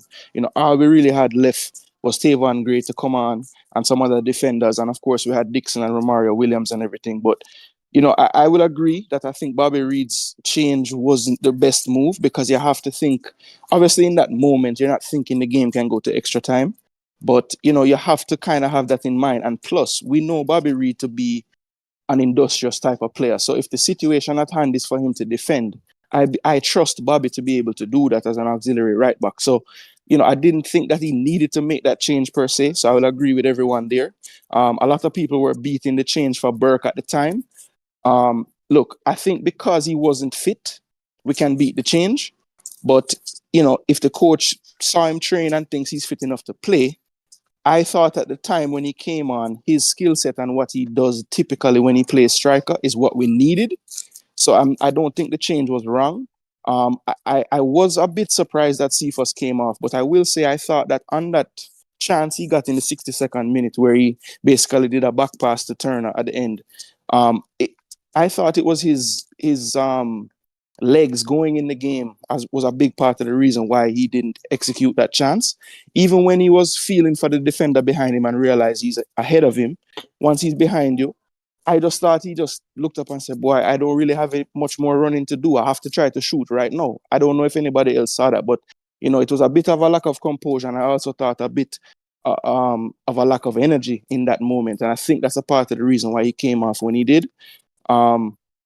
But yeah, kudos to the team. I thought that the coach's game plan pretty much worked to a T for the most part. We were able to stifle them. And, Cranky was at the game and said they looked, dejected and out of ideas. And it was coming across on the TV screen as well. A lot of gesticulating and hand gestures between the players, trying to figure out what's going on. So, look, for the most part, the plan worked. Typically when we play the US, we don't get possession. And this tactic that we use made it even worse. I believe because of the extra time, we might have gotten over 20%, but for the most part, we were in the teens for possession in this game. So, look, not the way you want to be watching your team play every single time, but I think in the circumstances, it was probably the smartest tactic. And one thing is for sure, I think the camaraderie in the team really came across in the screen last night. Everybody was really playing for each other. I didn't see anybody dragging. Players just ran out their hearts, and to be honest, that's all we can really ask from a team, especially seeing that we were against it with all the suspensions and injuries and stuff going on. So, look, immense pride on this day, even in a loss. Obviously we wanted a different result, but I think we can't fault the effort. And I think that I totally agree that that midfield is the next kind of step that we need to take because. Moving forward, I don't think we'll be able to depend on, such defensive tactics if we want to actually make that breakthrough to, a top level CONCACAF team. I think the midfield needs to be fixed. I think we need to be able to have more composure when we are pressed. And those things are just going to come from repetition. So hopefully the coach can, find some more bodies in that midfield that, as Cranky said, have a better spatial awareness and are able to create space more. And I think that is the next step that will unlock, the true potential of this Jamaica team moving forward. All right. So with that said, all I need to do is give me a 2 rating for the players, them, and then we can just build up where we left off. But before you go, Okay. guys, we have 200 and something odd people here. All we just ask you is to hit the like button. That's all we want. Just hit like when you get us closer to 200 before we finish. We're finishing on 2 hours mark. We have like 38 more minutes to go. So we want to finish this list of things so I don't have to go back over it any at all. I am not going to pick up this every day. Going over the same repetitive topic because we want to put out contents. I want to improve the qualities going forward. That is what I want. So I'm going to be all over the place doing more different teams just to get more information and more qualities. All right? Yes. So that's why I want to just put everything in one right here. So please do hit the like button so at least we can get the support on it. Support sensible things and not garbage. Not because you just want to support things, support these ones, Not the other one that we do repeated every day. I'm begging you, please, support the one that can go and cross boundaries. Please, god damn. Go ahead, Jason. Let's give me the 2 of them right here. Yeah, so Blake 7 and Bernard 8.5 for me. All right. And then for Hector, you would look at it now for Hector. And Lembeki. So let's give those 2, and then we can just bring in Pastor for him to give the 4, and then we try and finish the entire team fast. All right, cool. So for Hector, I thought, first half excellent, second half for the most part excellent. did start to tire in the extra time. You could see the spaces got a little wider as they tired, and they weren't quite as connected in the extra time period. But I think for what he did for the 90 minutes, I have to give him at least an 8. I thought he played really well, blocked the channels really well, Eight. and I thought, in possession, even though we were pressed a lot, he did a decent job of trying to keep the ball. So I'll give Hector 8. Dexter Lembikisa, I thought was one that didn't really need 30 minutes of injury time to play, or extra time, excuse me. You could see he was knackered, but I thought he was immense. I thought the back five really helped him, especially because he just seemed to be in much better positions in this game. A lot of times he's chasing the play sometimes when he's playing wing back, but I thought that the back five really helped him with the spacing. And, I thought he held up really well throughout the game on Pulisic. And if you notice in the second half, when they made all the changes, Pulisic kind of started to roam more and find the spaces everywhere. And I thought that's when he was more effective. So it was kind of similar to what he did to Chucky Lozano in that game, because if you remember, Chucky tried him 3 times, and then they had to move Chucky all over the place to get him free. So, he's slowly becoming a lockdown defender in this region, and I just feel like this kid has the sky the limit for him. But on the overall play, I will give him an 8 for yesterday. Thought it could have been higher, but I do think on the ball sometimes he was still a little bit, could have been a little more secure in possession at times. So I'm not going to give him more than an 8, but definitely a really good game. All right, so Pastor, come in and just give your take on the 4 players them, so we can just go through the rest of the players them. All right. The same 4 players that Jason mentioned, you want me to give take on? Yeah, man, that we're talking about. And if you want, so you have like 2 minutes to drop in whatever you wanted to talk into as well, because we don't want to kind of censor you. We want it to be free, but we don't have enough time. We can't pass 2 hours, yeah. I will start. I don't think Blake warrant such a high score. The game was not where he was called upon. He was okay, and I believe that I didn't see one spectacular save that he needed to make. I think he made a good call when he called to Hector and collect that ball. Pastor, Pastor, I'm not going to get it. The one we make from Pulisic is a spectacular save. It's a very good save, because that was a one-on-one with Pulisic later on in the game. Even though that would have made it 4-1, it's still a good save. So put some respect on the man name. No. And the next one against Pulisic, the scissors kick against Pulisic, if he had followed the ball, Jason, from over the right-hand side, he would have gotten caught out and Pulisic would have scored with that ball. Even though it was a looping one, but because of his good positioning, so you can't penalize a man for his good positioning, JD, because he had to position himself first. You have gotten what I am saying so wrong. The man was not out of position on any play. For me, and that is why I wouldn't say I'm scoring him as high as when I score him for the spectaculars. It was his maturity as a goalkeeper, I thought, that made him look as flawless as he did. Because you couldn't fault him for anything. It's just, when I'm going to say 8.5 or 9 for a player, I want to see something, astronomical. He was not required to do it because he was in place. Not to take anything away from my captain. He was, and my namesake. He was what a goalkeeper is supposed to be, and certainly one of the top players in the game. Okay. So don't misconstrue that. I think the best thing that I saw from him in the game is that a ball coming through traffic and his big defender is there to play it out. And Blake literally called him, and Hector wasn't so sure even after I let it go and him see Blake with it. His response showed you that this is not what I want to do, but the goalkeeper called. That I believe showed that play scared me, Pastor. I said that play scared me a lot, Pastor. You see the value of having played both positions. It did not scare me. Okay, look, Pastor, just give it, just right, No, just give a let score me move on. because Let me move this on is gonna to. be Let me about move on to. Jason. Why you I always don't try to turn hear. the man to talk about himself, and you know the man No, no, ego is big. no. I should have seen that coming in. That's my bad. Yes, I should have seen that coming. Jenny, Jenny. Um, Oh my God! the Lembakisi. I want to say this is the measure of a player that has youth on his side.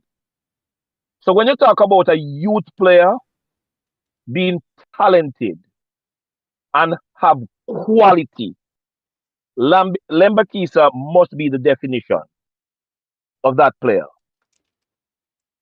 When you're playing against a United States team with the quality of Pulisic and what the other one named, the skinny black one, that Where and Balagan. Where and Balagan, those three players in totality got past Lembakisa on two occasions. In 90 minutes of play, twice they got past him. And once he was able to recover and became a part of blocking the channel. There is not sufficient accolades to say to the young man, to level at the young man playing at that level. All of these guys have 3 years or 4 years on him, but he is showing that 90 minutes, I am the man for the job.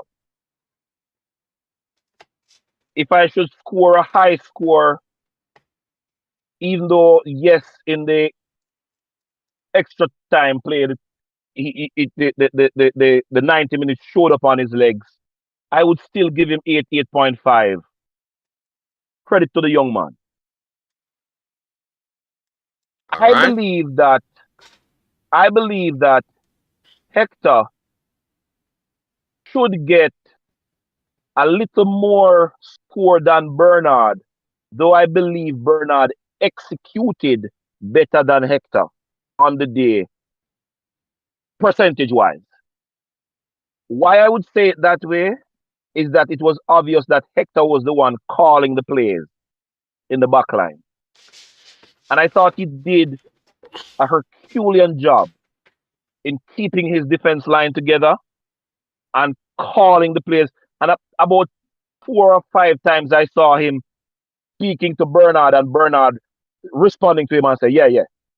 Getting the gesticulation suggested that, okay, they are doing what each other expect of themselves. So I would give, it's not that Hector played better than Bernard, it's because he had more responsibility than Bernard that I would probably give him a few percentage points over Bernard. But the two gentlemen played very, very well, if you ask me, if I need to comment on that. So those are the four players. All right, thank you, Pastor. Thank you very much. Let me know if you guys agree with him. Just drop the scores for Hector and Lembekisa. All right, I would agree that Hector should be getting an 8. Lembekisa would be the same, maybe a little bit slight lesser, maybe 7.5. Jason stated that he was tired at certain points of the game. Yes, I do think so. I do think people coming straight at him.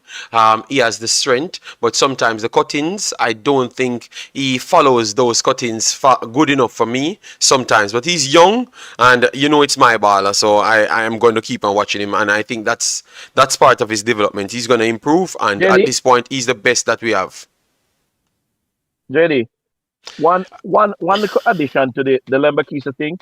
I think it is his youthfulness that showed up why he didn't manage the cuttings better, because he was always playing the three of them rather than playing the one that presented himself all the time. If you notice the positioning of his body, he was always opening up himself to basically be able to keep the three of them scoped out. And I believe with a little more maturity, he will show up better. All right. Thanks, Sir Pastor. Jason, we move on to all right, so Sadler says 8 for both. All right, Casey Palmer play as if he got all the time in the world, no urgency. That's what Chevron gives. So that means Chevron's just joined the stream. He has nothing, he has no knowledge as to what we're doing today. All right, yes. The three of them laugh out loud. No, he's all right. Let's continue. Greg Lee and Damian Lowe. So Greg Lee first, Jason, and then Damian Lowe separate because we know that you have certain people. Like Umzo that is in love with certain individuals. Yes, so we have to do them separate, you know? Yeah. Everybody entitled to their favorites. That's okay. That's okay. He's gonna Greg bun me Lee. out now. So Greg Lee obviously gave us the goal early in the game. I've always been one to say that, of the two left backs that we normally play, I slightly favor Amari Bell. But I've always said as well that if Amari's not there, we can always count on Greg because he's gonna put in a shift. Just a very strong player, physically imposing player. Wins a lot of his duels, whether on the ground or in the air. I think that we got to see even a better version of him with him further up the pitch. And JD, you have been a proponent of this, and I think it could potentially work if we ever have both. If we ever have both fit, and we play the 4-4-2, Put them on I the see left a midfield. way. Yes, you could put both of them out there. I mean, you could put Bell behind Bell behind Lee, and Lee could play that left midfield role because he's very familiar with it from his time with his club, and you could see that he has a talent in terms of getting into the box late. And you're missing the main part, you know. Remember, we always have the middle empty. He can go Yes. over in midfield and play in midfield good as well too. Like the cover, Yes. similar to what Yes. Damian Lowe would have done, and he has a recovery speed and everything. Yes. So look, I do think that, at times when he's pressed heavily, you can see the shortcomings of his technical ability. And that could be, referenced by the passing stats on the game. But I'm not going to kill him for that because it wasn't that type of game. We've already said we were devoid of options most of the time when we were on the ball. So what you really expect the player to do. But I think defensively he was very solid. I thought that, like every other player, towards the extra time period, he definitely got tired and eventually had to get subbed off. Obviously, we needed to go for the game, so we had to sacrifice a defender at some point. But I think, due to him getting the goal, I'm going to give him a 8 as well on the day. Might be a little high, might be a little Jamaica bias towards that because if you look at the stats and analyze it, the possession stats don't look good at all. But I think for what he gave us in terms of drive and just, overall endeavor on the pitch, I can't give him any less than an 8. And he did provide us with what almost had us in the finals of the Nations League. So an 8 for him. Now, when I move to Damian Lowe, I just want to first of all give massive, massive respect to the referee. I remember there was a period of play in the first half where I think Damian Lowe made about 5 fouls in about 2 minutes. And the man every single time just tapped Damian Lowe on the shoulder, told him to run back. And I was just like, thank you, God, because the game, the way it was going early, if he had gotten one of those to be a yellow, I don't think we get to see Damian play for the entire game. Look, I think you can't fault somebody for, having the type of energy that Damian has. But I have to agree with Cranky. There were so many times in that game when we were able to get possession. And because Damian Lowe was the one winning the ball, we had to depend on him to start our break. And, you see the deficiencies of him in midfield when, he's given so many opportunities in a row to make a good decision to start a counter and he's struggling to even find the right option to do it. So Jason, me not cut you in a track because you're going good. Why you keep on give Cranky the credit them for things that me say too? 16 hours before Cranky and me I take the beating them feet. Now me I just a you see, Cranky's analysis was so long that I have completely forgotten anything you have said. Wow. You know, say my fight against my people. At least I will not beat me at the start of the video for The man just yes, I have to give Cranky the credit to be saying Damian Lowe was struggling to pass the ball. Not me tell us the man can't pass the ball and tell her who he passed the ball to. I mean, you know, me I Yes, go retire. Me yes. I go No, retire. you you Jason, are no you step are my you spot. are Me I go retire. you are Me, correct. You are me correct. know It me. was Them it say me was a fight. Them say me a fight for credit now. But me I go retire. Me can't bother. Go ahead, Jason. Yeah, so look, I think you have to look at it in two lenses for Damian and the performance. I think defensively and what he did in terms of just being able to get himself about on the pitch, you have to give him credit. There were times in the game when if any of our three centre backs somehow got wrong sided or anything, it seemed like he was always the one coming to do the extra pressure. So look, I have to give him kudos just for being able to play at that type of with that type of energy for most of the game. I think in the second half, from about the middle of the second half until about the end of extra time, you could see that he was really basically out on his feet. I think in the extra time goals, there were some challenges that he was winning in the first half that he couldn't quite win in the second half just because he didn't have it left. And again, we have to go back to the picking of the team and trying to figure out a way to have a better balance because we were really, really needing to change midfield. If you saw the USA, I think JD, those changes that they made towards the second half, that triple sub, obviously Adams had come on, but when they brought on the rest of them and kind of rearranged the midfield, I thought that's when it was like, all right, damn, referee, please blow the whistle. We were really, really hanging on at that point. So if we had an option to change him, obviously it's very tough to take him off because you know what he brings. But sometimes if a player is knackered, he's just knackered and he can't operate the same way that was the reason why you started him in the first place. If we had an option, maybe we could have made a sub. So, you never know. We beat players like Lambert and, for whatever reason, Russell can't get any chance with this coach. But I would have loved to have had somebody like that to bring on in those little moments because I think, Damian Lowe was just tired. He just couldn't really go anymore. So, but overall, I'll say Damian Lowe gets a 7. Could have been a little higher, but I do think that you have to, when he's in midfield, you have to put a little bit of emphasis on the possession stats. And, he definitely struggled in that sense. So, 7 on the day, if he wasn't playing midfield and was playing defense, he'd probably get an 8 like the rest of them. But I have to mark him a little harder for the possession in midfield. All right, all right, all right. So people give your big up yourself, Josh. Josh said, "What's up? Hope we beat Canada tomorrow." All right. And Mirak said, "Joe, low job wasn't passing. Palmer should have showed up for those passes. Low job was to break up play. All right, but he was still not getting to a lot of the plays them to break Yeah, up but as well. but what I So would like to say, to that though, JD, if he was there to break up the play, what he must do, pick up the ball and hand it to somebody else after that. He must have a pass after that too.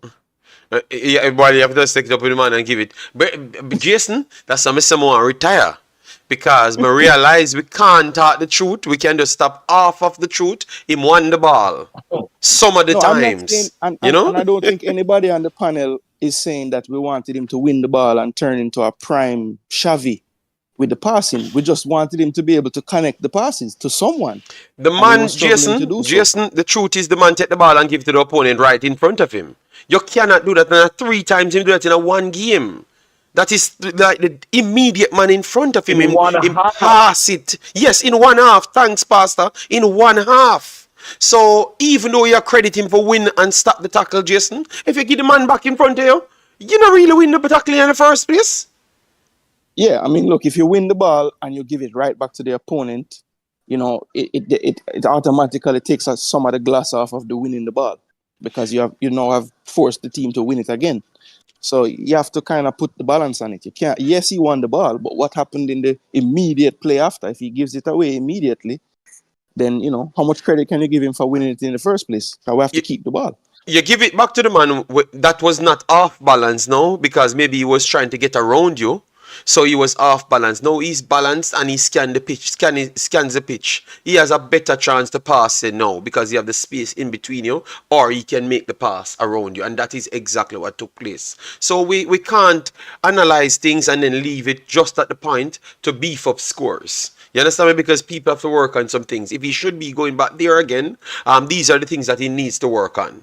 Or these are the things prove that he should not be playing there in the first place. That is the conversation, Yes, so I understand Mirak. Yes, Mirak, I understand. It's your baller, but let me be objective. I don't think the position is for the player. You know, but as what African says, but Jason, him have heart. Yes, he has heart, and we kind of like when everybody. I don't know if Jason have a heart. I think Jason have a heart, and Pastor should have one. I think I should, but Damien Low art is a little bit different than all our art, right, Jason? Yeah, I believe Damian Lowe, yes, he might have two.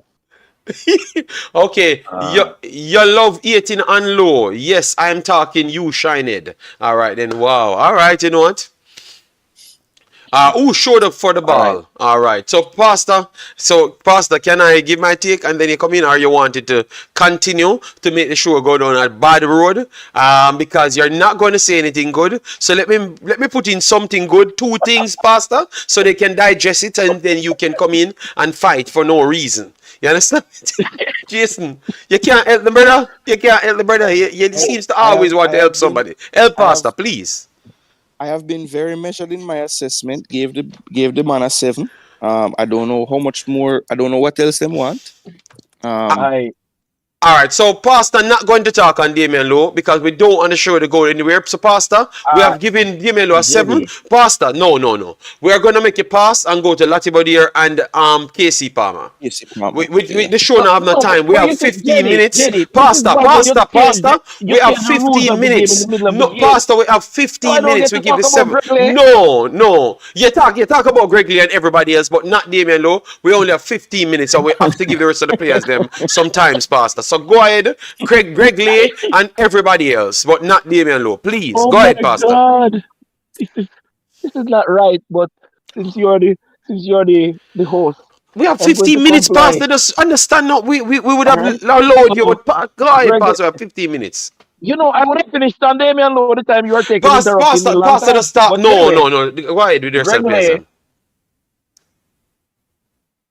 Greg Lay started the game with a 10, and all of that 10 would be in the offensive side of his game. I believe that what you would see Greg Lay kicking out the ball for is because the midfielder presence to receive the ball was lacking, especially to the left side in the 90 minutes of play. And the reason for that is the coach's decision to play to play a player roaming. Let me not even say a midfielder, because he gave that player the license to roam. I believe that we could give him the 8 because he got the goal.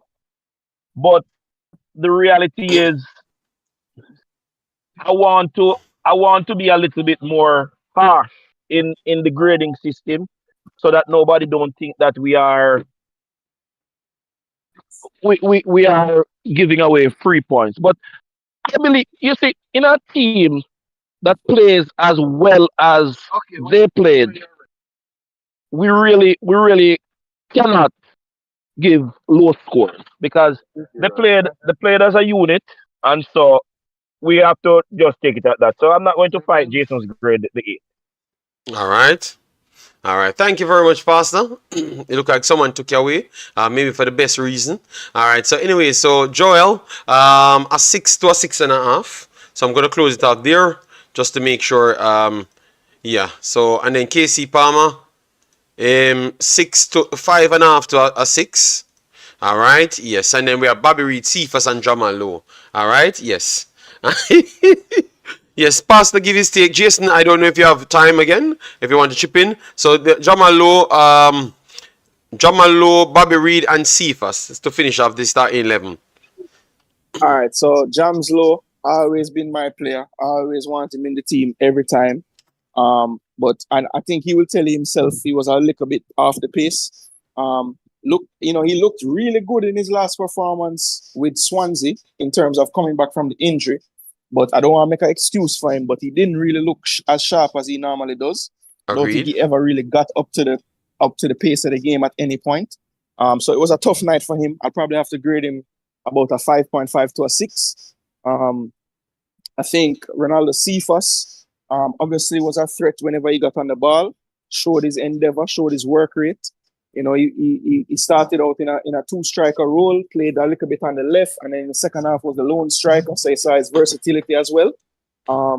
I think that, you know, the amount of energy that he was giving out on the pitch definitely showed in that second half. You could see, I think the chance came down to two things: lack of composure in a sense, and also just lack of any stamina left to execute the end of that play. But, you know, I think he did well. I think he definitely put his hat in the ring as far as getting potential starts, and definitely to be a part of the squads moving forward for sure as an impact player, whether from the bench or starting. So all of that said, I'll have to give Cephas a 7 on the day. You know, could have been a 7.5 to 8 if he could have been a little more clinical, but for his endeavor and his work rate, I'm not going to kill him for the missed chances. I think he was the most threatening player on the pitch as far as an attacker in the final third itself. And so for that reason, I'll give him a 7. And then Bobby Reid, I thought, was actually probably the best player that wasn't on defense on the day for Jamaica. I thought we got to see everything about why we think the player's IQ is at a top notch. I mean, in terms of IQ level, you know, he would make the Concacaf best 11 for IQ. You know, he's just incredible how he reads the game and plays the game. You know, every time he got in advanced positions, he was very clean on the ball. You know, I think, you know, he took that onus on his shoulders to say, okay, when I get the ball in the final third, I have to try to create something. And we saw a little bit more of a playmaking role from Bobby Reid, which I liked. But, you know, that didn't mean that we sacrificed everything we always get from him. So the hard work was there. The helping out Dexter was there. When we needed him to make an extra body in midfield, he was there as well. So Bobby Reid, I think probably of the attackers, I'm going to give him the highest grade. I'm going to say he got an 8 on the day. And in hindsight, we all think that he probably shouldn't have come off. All right, so 8 for Bobby Reid. Let me just put it in right there. And the pasta got taken away, so we can just work with whatever. Yes. Okay, I he's did back. not get taken away. I did not want to disrupt the program. I don't. When the Brilliant. when the background noise got out of control, I muted my mic. Okay. Well, thanks, Jason, for that as well. So, And I would say as that it relates Jams. to those, Go ahead, as it Pastor. Go relates ahead. to Go ahead. those, as it relates to those three players, my assessment would be similar to that of Jason regarding low, but a little bit different as it relates to Cephas and Reid. Um, I think Cephas literally needs to understand what it means to make a decision in when he gets to that 18-yard box. As a striker, that is the value of the striker. Know what to do when. And if he had taken 2 more steps, he would have been past the goalkeeper.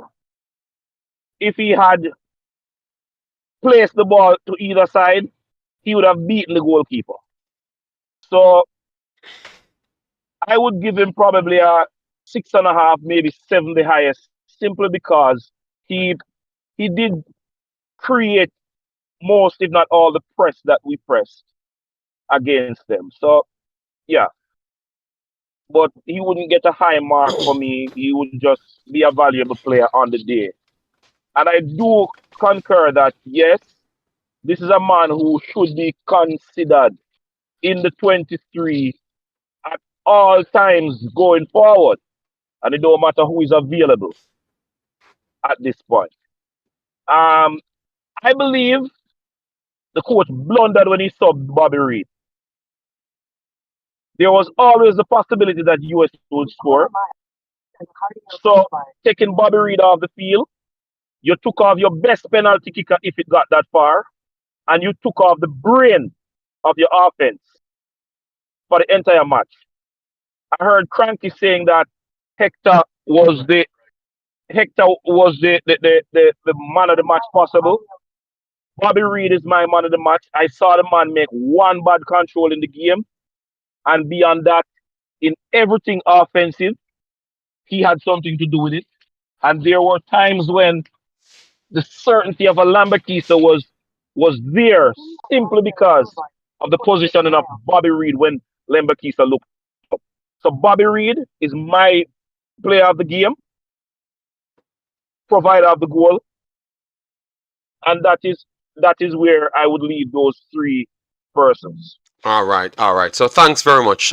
So guys, yeah, we put in those 11 players. We're gonna just do Kaim Dixon because people wanted Kaim Dixon, the young little kid that came on, and then we're pretty much done for the day. Please do guys get it to 200. Yes, I don't have to fight for you guys to get a video to 200. Yes, so get it up. Get the likes up on the video. Kaim Dixon. I thought that he came on. He looked lively, as what people said, and we love to say that he has heart. So I guess he has heart. I thought that every one of us had heart, but I guess Jamaica have a new meaning for heart. Yeah, I think it means more bravery and show lack of fear. That's what I thought they meant still, but they said heart, as if nobody else has heart. But it's always amazing. It's always amazing that take. Yeah, but he showed bravery.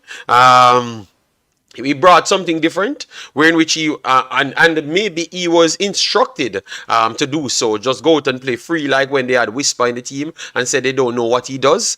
So just go out there and do whatever you want. I think it was a situation like that. The others, you can't compare him with the others because the others had instructions that they were playing on. And Jamslow never had the chance to just go out there and just run up and down and don't do anything aside from pressuring the keeper. I thought that Dixon just get a free roll and say go out there and do it. So I don't want people to be comparing them because it's not comparable, because at the time what was permitted was not permitted during the game.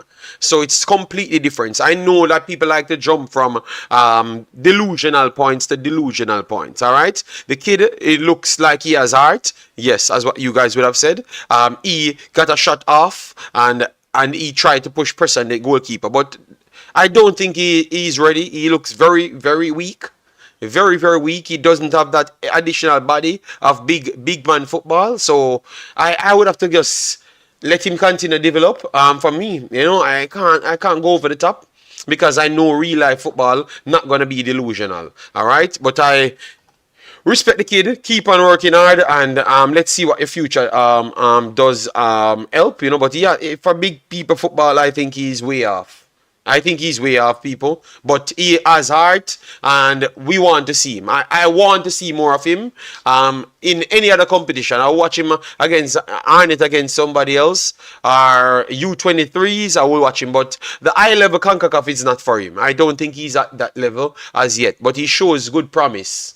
So I will give him credit for the promise. Yeah, but it shows where football is now in the region. You can't just turn up and just look very, very, very not in the same ballpark as anybody else. Look at Lambakisa comparable to him. He's bigger than Lambakisa, but Lambakisa is 2 times the size of him. You understand me? So those are the things need to work on, and then we can evaluate the player good. But he has heart, as what you guys would say. So I will always give him that credit and tell him to keep on pushing, keep on working hard, and just get some muscle from somewhere. All right, so we can truly see what he can truly do. Yes. So go ahead, Jason, and then Pastor can close it off. Yeah. So Kaim Dixon for me, I thought one thing I will say, even though he had a free role and everything, I do think that he displayed some level of confidence that I thought I wasn't sure if it would translate to this game. Because he didn't look overawed by the situation at all. I do think that he, like most Jamaican players that, are playing locally, he needs to definitely do some get in the gym a little bit to get a little stronger. When I think he was offside on the play, JD, when he ran in behind. But, was he offside? I don't think so. No, so it's okay. So look, it looked like he tried his best to put as much power onto that shot as possible. Jason, the man muscle up. Man, muscle up. But go ahead, it never came off for him. But look, I was kind of surprised that it looked as if he could fit into that system, in terms of just what he would bring. I do know that he had a freer role, so maybe we didn't have to see him play as tactical as some of the other players who played up front had to. But even that being said, I thought that he wouldn't look like as fast as everybody, and to me, his speed matched up, which was surprising to me. So there's a player there, I think, and I think that his overall attitude is what I think will put him over the top. Yes. Yeah, man, the Because one, attitude. for sure, he's gonna try. I mean, yeah, we keep using this heart word, but he might really have the heart thing for real, Jay, because Jason, come back again with that. yeah, because he just looks like he's willing to try anything, So, So say that hard word that we're using in Jamaica is just bravery, not afraid of the situation. So, yeah, they couldn't say he was I brave, think because look, because the reason why I said that, JD, look at when he came on the pitch, like his facial expression, how he looked, and compare that to Tavan Gray when he was coming on. I mean, Tavan Gray looked like he just wanted to be hidden in a hole somewhere. When you saw his face waiting to come on, he looked so nervous. Yeah, but Jason, that is unfair. Tavan Gray come on for deal with. Get rid of the pasta, Jason. Pasta, just mute your mic, Bossy. Mute your mic, Pasta. Yeah, me mute him. All right. Yeah, so, Jason, it's unfair to talk about Tavan Gray. You are bringing on these kids. That's how we always overhype these kids, because they are always going to get a free role to just do anything with them want and not do nothing else. You understand me? Because nobody expect much of them. But Tavan Gray, I look upon a police over there hungry, and I said, boy, let me keep stress me out in a star. Me I go take it out by anybody else that come on here. So Jason, the man face no must not look happy. And they have when you again by that time, remember, JD, Aronson was over there, and they moved Pulisic to the next side. So it's not even him he must face in. But Aronson came on, but Aronson rapid as well. Aronson rapid as well. Yes. Rapid as well.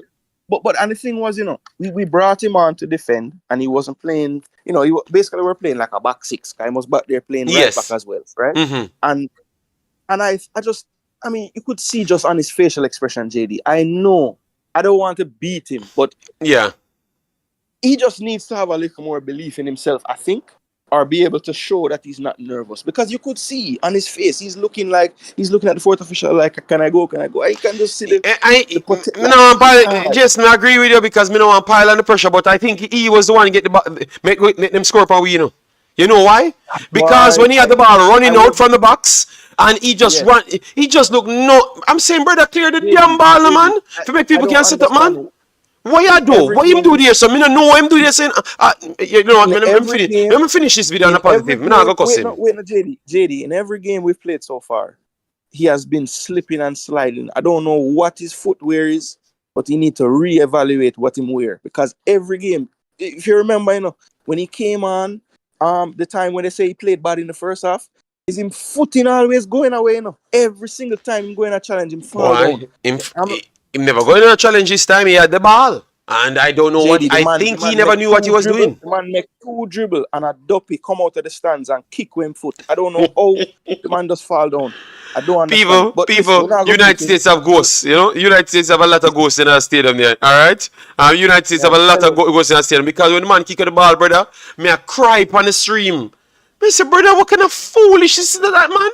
The man can literally throw the ball from where he is, Jason, to back in at the 18-yard box. Oh, that makes sense. Kick the ball away, man. Just kick the ball away, man. Please, God. You're a professional player. Kick the ball away. He make the goal score. Me been a business. Me talk. Nobody can shut me up. Yeah. I think there were a couple of things that happened on that corner that we have to give USA a little credit. I think they were smart when they brought Turner up. They actually had a screen on Damian Lowe. Turner just literally went up there to block Damian Lowe from being able to challenge. And I thought that was a very, very good move, because obviously if he's low, when it come on to clearing the corners and the crosses, he might have a magnet on his head. So, I think there were two. Sorry. You hear me, Jason? Yeah, sorry. Okay. I'm gonna get cut off. The screen on Low was big for them, and also, Greg Lee was stretching him hamstring, stretching him calf, getting tired.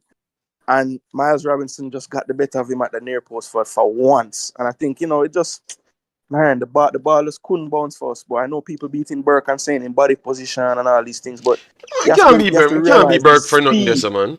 You have to realize the speed of the cross and the speed of the flick, and there was no time to react. So it just was a tough bounce. That play could happen 50 more times and the ball don't end up right there. So, it just was one of them things, man. But basically, to get back to the rating, I'd say Kaheem Dixon get a 6, 5.5 to 6.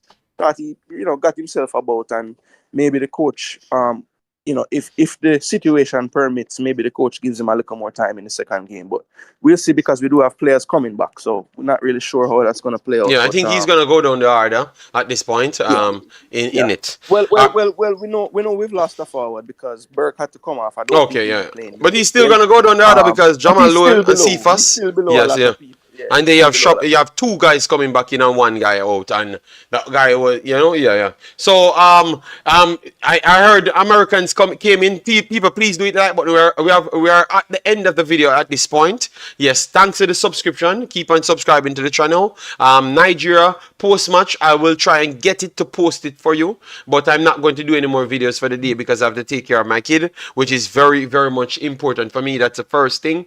Yeah. But the prediction up there, think it's very much unfair. The Americans them crying in the chat.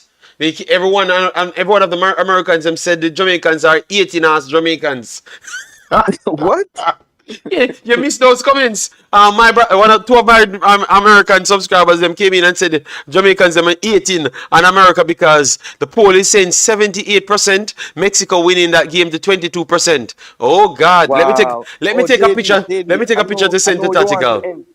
JD, I know you want to end the stream, but I think it is obviously I am very upset Jamaica lost. But the only thing that kind of gave me a little bit of joy was now I get to see the USA fans war with you for this final. Mm-hmm. Oh yeah, yes, because they said I'm a Mexican, right?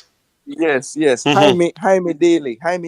Well, me go over there, me text them in and say, I'm ready. So Americans, if you're listening, I went over there yesterday. They never let me in. Pete acted like I never texted him. He saw the text after. I don't even get a response from him. At this point, I thought when you went off, you went on their show because I went live. No. That's why I didn't know it.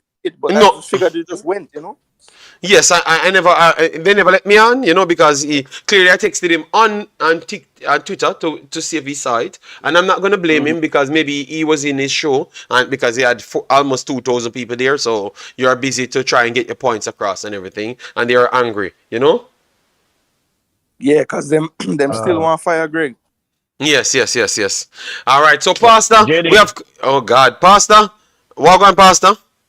You have missed out a part of the show, and the show is done. I just wanted to say, we drew with the USA C team, but our B team held USA for 95 minutes before losing to them. Our B team held their A team for 95 minutes and had them quaking in their shorts. Good. All right, thank you very much. So, Jason, give your predictions for Mexico, Mexico, United States, and Pastor can give your prediction, and we are done. All right, so for Mexico, United States, I'm gonna go with a close encounter. I think Mexico might be in a little bit better moment than the qualifiers and the previous nation leagues right now. But I think USA is still very strong. I think we saw that Tyler Adams might have more in the tank than we thought. And because of that, I'm going to give them the slight edge. I think the coach is going to play Reina from the start. And I think that will make a huge difference for them. So I'm giving the USA a 2-1 victory in the final. USA a 2-1 victory. 2-1 victory. I am using the same scoreline. Okay. But I'm giving Mexico. Giving Mexico a 2-1 victory. All right, so people, what you would do, please vote who you think will be winning this one, and take your time. Have a lovely day with your family and all of those stuffs. Bye-bye.